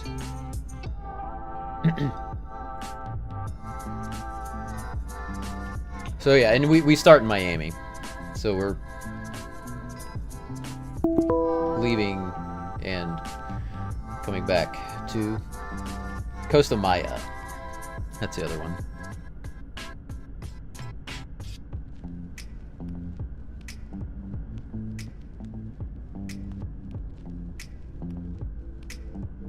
Yeah. And I bought a, so that, Virgin has a Scarlet Night. Like, one night on every cruise is called the Scarlet Night. And apparently it's like, like a secret that, I mean, you can look it up, but I'm not gonna look it up. Because I want to be surprised on my cruise. But it's, everybody's supposed to wear red, and then there's supposed to be a big party, like a ship-wide party. So I bought a red shirt, and it's a really cool shirt, and I really like it. And it's a small, because all of my shirts are smalls. And then I put it on, and it's like gigantic on me. It's like, ugh. So I need to get it tailored. I went to a place yesterday, and it was real weird, and so I didn't actually go in.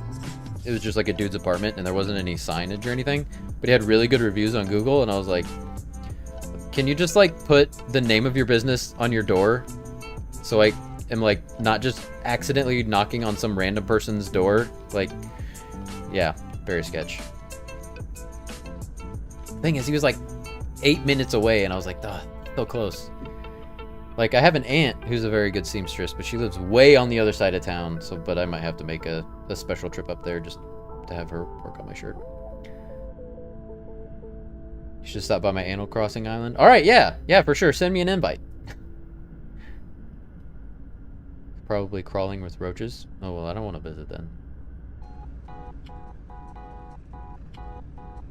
Not even the smokable kind. Can we see? Yeah, I can grab it.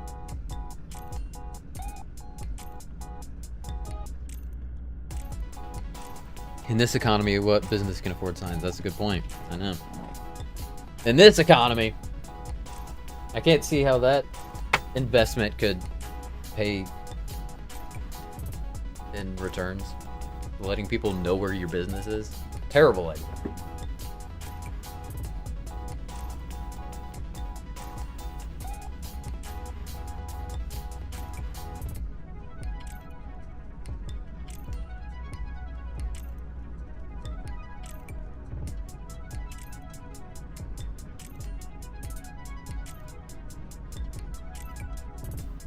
I think I left it in my car. I'll be right back.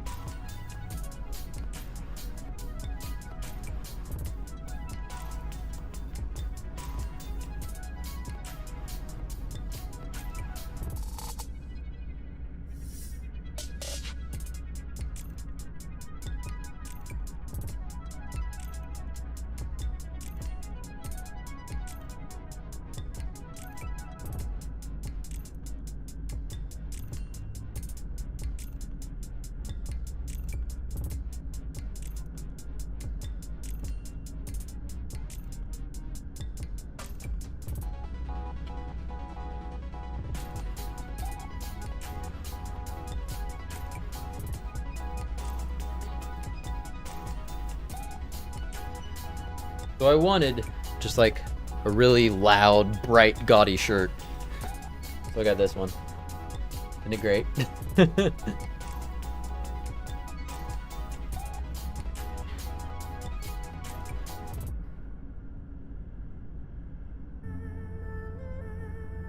Love it. It's so snazzy. Cannot think of a better word to describe this shirt than snazzy. Very well said.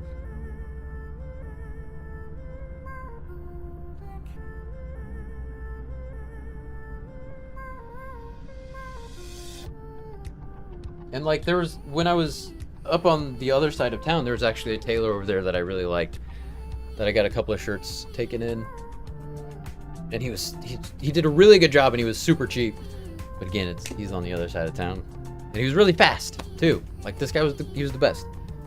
But yeah, this thing is like way too big. Like I need it like right there. And it's polyester and spandex. Like it's stretchy too, so I don't mind it being like a little extra tight. But like that. That's what I want. That's what I want, right? But too dang big.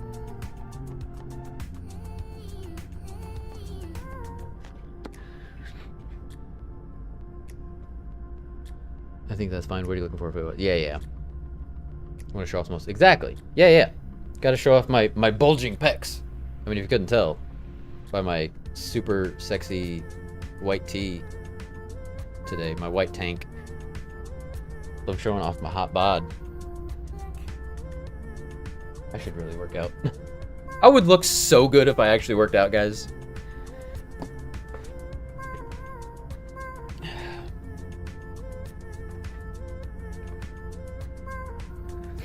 And like I honestly, because I have zero fat on me, I would, if I put in just like minimal effort, I would look so good. But I'm just lazy. But again, now that it's getting warm, I'm like, you know, let's get out there and do some stuff.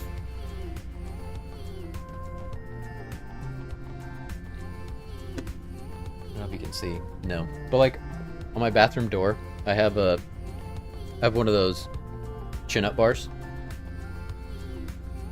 And I have it there, so every time I go to the bathroom, I do a couple of chin-ups. You wanna know how often I actually do that? Never. It's such a good idea though, right?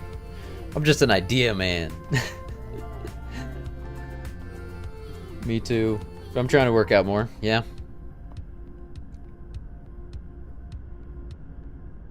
In my work Discord, we have a channel that's like workout buddies, basically. Like we try to keep each other working out. What is it? Like a, what's the word for it? Like a system. What is it called? I don't know. There's a term for it. Like accountability buddy. Accountability system. Yes, accountability. Thank you, Catherine. But like, as soon as we made it, I muted it. Because I was like, I know I'm not going to do this. But I should, right? I totally should. I've got this amazing resource of all of us keeping each other in check. But I don't use it. Terrible.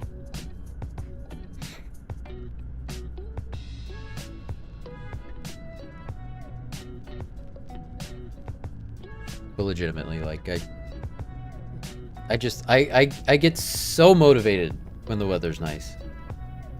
Like, so motivated. It sucks that I should just go live. Tyler attempted to do 100 push-ups a day during the last Vlogmas. Oh, really? I don't think he made it. Yeah.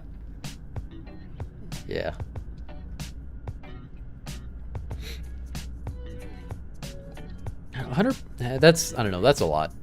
But like, it's, if you space out, like if you do 20 5 times a day, you could do that. You could definitely do that. I made it to the gym every day last summer. See, it feels good, and it feels so good when then November happened. Yeah. And it feels so good when you work out, you know? Get those endorphins flowing. Get those free happy drugs that your body produces pumping through your veins. Nothing like it. Yeah, I remember when I first moved into this house. Or I think it was more, well, it wasn't when I first moved in, because I moved in December. But like that's last spring. I was like, I'm gonna go running every day. Because like around, like, just outside my house is like a loop. And it's like 1.25 miles. I was like, I'm gonna do it every day.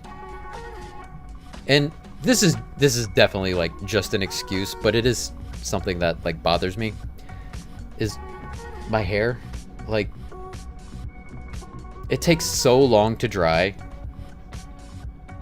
that it's definitely something I think about when I work out. I'm like, if I work out, I'm gonna have to take a shower and my hair's gonna get gross, so I have to wash it.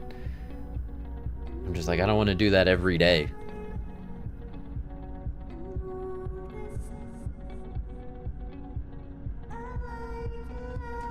Have you tried a microfiber towel? Does that dry your hair faster? Honestly, like, it's kind of getting to the point where I've thought about it might be time to donate. Does it really? No, I haven't thought about that. I have to shower every day. But right, you don't have long hair. You don't have to worry about, like, that was so nice when my hair was short, like.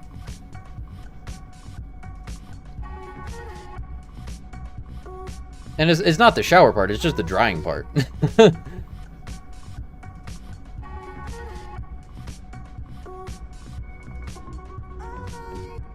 Like, I love showers. And I like showering every day, but I don't wash my hair. I don't even get my hair wet every day. If my hair isn't dirty, I'll just put it up and then just wash, you know, from here down. If you donate, will you change up the hairstyle or keep going with the Viking look? I don't know. That is another thing I've thought about. Yeah, I don't ever dry my hair. It takes way too long. Yeah. And I don't like hair dryers. Because I feel like that heat is just, there's no way that's healthy for your hair. I don't even own a hair dryer. I used to, but I never used it. And then it broke. And I was just like, I got rid of it. I haven't bought one since.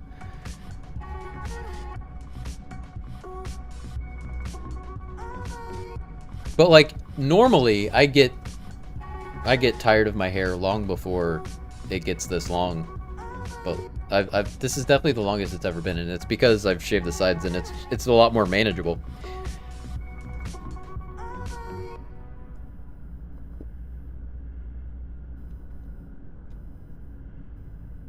But like honestly, I only wash my hair like twice a week. It's kind of like I rinse my hair like every other day, and then every other time I'll wash it, and then I just put it up every other day. If that makes sense. Look up Turby Twist on Amazon for the. I've heard of those. I remember commercials for those. The best hair towel. All right. Because yeah, I mean, I just have like a regular, you know, terry cloth towel, and I just like dry it as best as I can. I just wish they were bigger. Do they not have bigger sizes? Is it a one size fits all?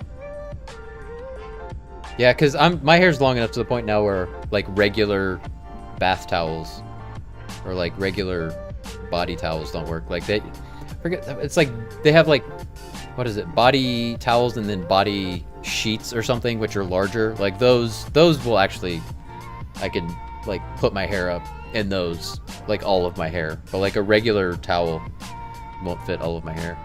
It's long enough. Maybe they do know. I haven't owned one in years. I think my hair is as long as yours and it works for me. Alright. Bath sheet. Is that what it is? Sheet? Bath towels are too short. Yeah. I love bath sheets. They're so big.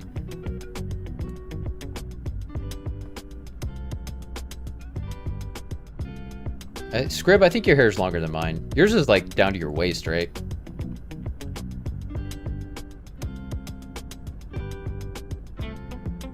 Scrib's hair is very long. But my tongue is longer. That's official. My tongue is longer than Scrib's. Scrib has a very long tongue. Not as long as mine.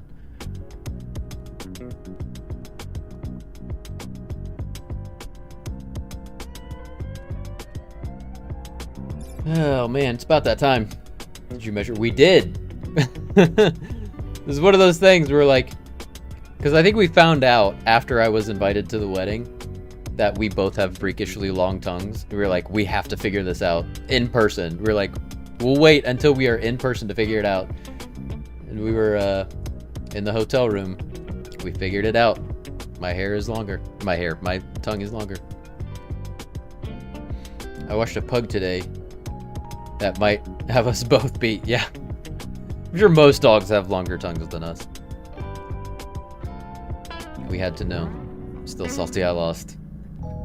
I'm probably the only person that you've ever met that has a longer tongue than you. I don't think I've ever met anybody with a longer tongue than me. And like, the only person I think I've ever seen with a longer tongue than mine is Gene Simmons. But his isn't natural. Mine's au natural, baby. Apparently, Gene Simmons cut his tongue to make it longer.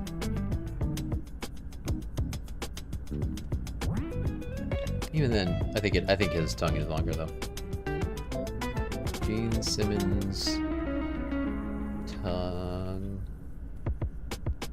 magazine? What? He has a tongue magazine?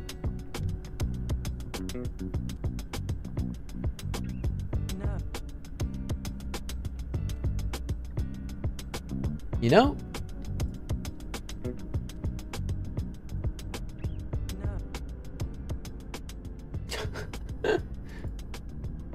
I don't know if his tongue is longer than mine. No, I'm looking at it.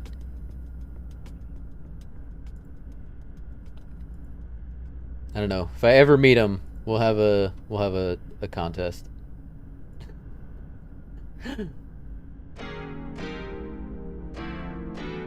Wait, how long is your tongue? It's very long. No, I'm curious. Kickers is so short. I think our kid will average out. But what'd it do though? Wouldn't you like to find out? Yeah, put that in your dating bio.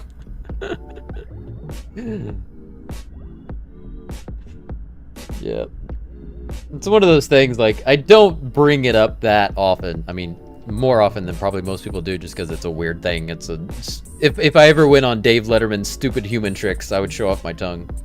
But there is just like an immediate sexual connotation to it. And I'm like, it's not the size that matters, but how you use it. That's very true. But size does help. Oh god. It makes certain things easier. But like when we were at Disney, maybe I do show off my tongue too much, I don't know. When we were at Disney last, the Dapper Dans were doing their thing, you know, going through and singing, and they were like, okay, stick out your tongue and touch your nose. And so I did. I stuck out my tongue and I touched it to my nose. You know, obviously it was like a joke. I forget the context, but they were making some joke out of it. And then he looked at me and pointed at me. I was like, oh my god, that guy actually does it. I was like, yep. Can you do taco tongue? Oh, of course. Of course. Size is great for lazy people. Yo! Right here. Lazy. Boom.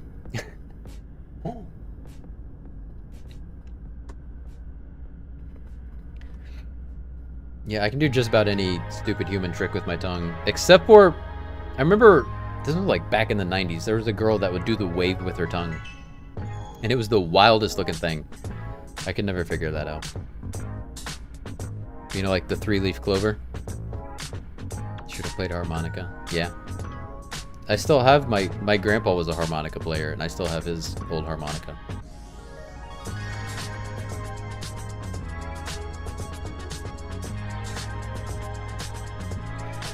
I remember one time I was listening to a podcast, and they were like, you know how there's those weird things that like normally you don't think about, but then you start thinking about it, you're like, wait a minute, how do I do that? Like when you're walking and you think about walking and you're like, wait a minute, how do I 1 foot in front of the other? How do I do this again? Think about your tongue sitting in your mouth or breathing. Yeah. Just like any of those, or blinking, any of those involuntary things that you do with your body. It's just like, But yeah, think about the placement of your tongue in your mouth, like your resting place, and it's just like, I don't know how to do it in my tongue.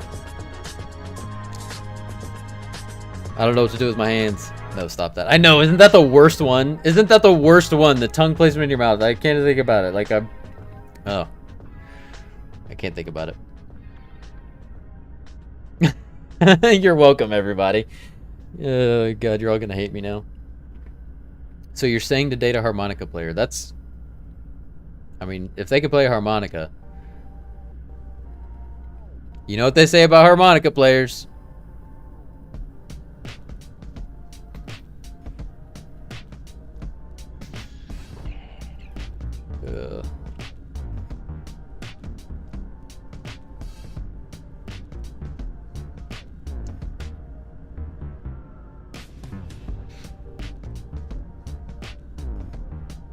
All right. Who we gonna raid?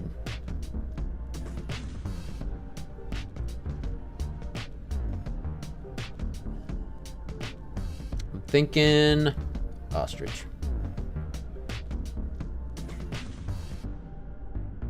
Bind kicker harmonica. Nice.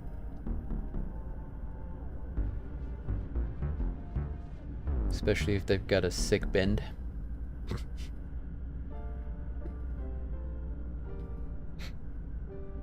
Maybe I should make that, like, if you follow me for a year, I will send you a harmonica or something like that. Going to have to frequent more hipster bars with live music. There you go. I'm sure there are plenty of bands in your area. Blues cantinas? Yeah. That's probably a better bet. Yeah. Blues are probably, yeah, more blues than jazz for sure.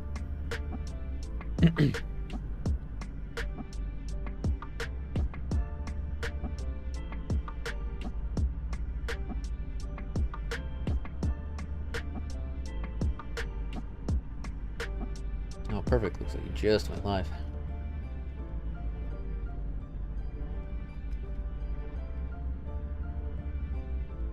Oh man. Harmonica is a blues instrument primarily, but hipsters love appropriating that shit. I mean, plenty of rock bands also have, which, I mean, yes, rock is a white appropriation of blues music, so. But yeah, a lot of rock music will have harmonicas. I think my favorite Black Sabbath song is the one with the harmonica. What's it called? It's been a while. The Wizard? Something?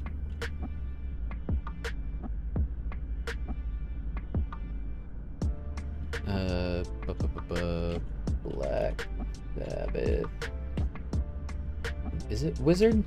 I think it's Wizard.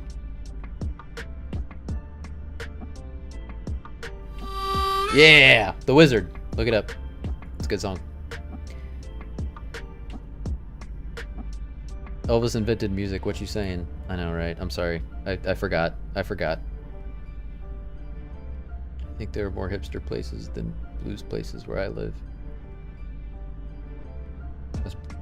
Honestly, we got some pretty good blues joints in Indianapolis. But there are definitely more hipster places than blues places, but we do have a couple of hot blues spots.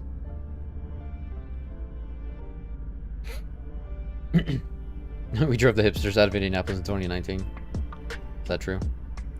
I mean, you and me still live here, so...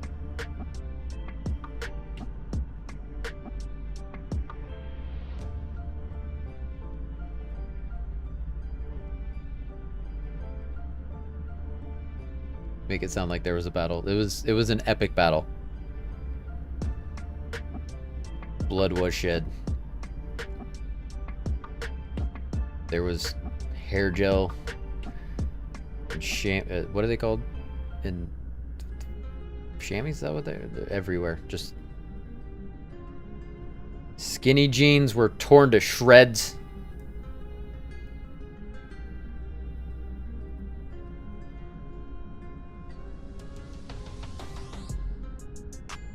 No ascots were safe. Designer sunglasses littered the streets. Well said. Yes. Not the fraps. Oh god.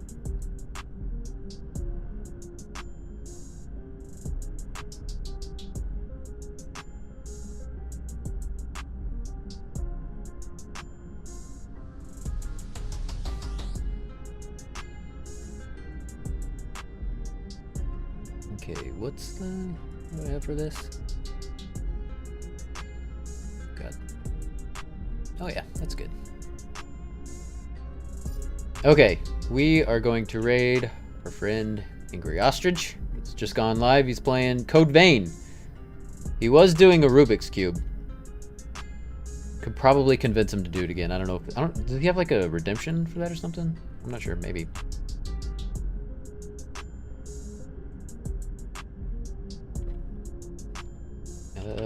Let's do.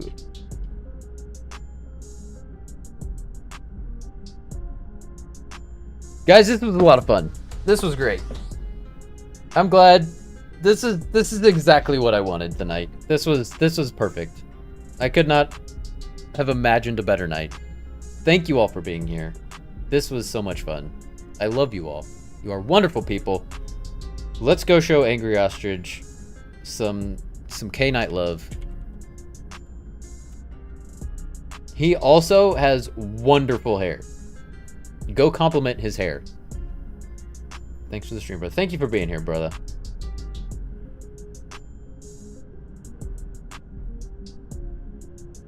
Okay.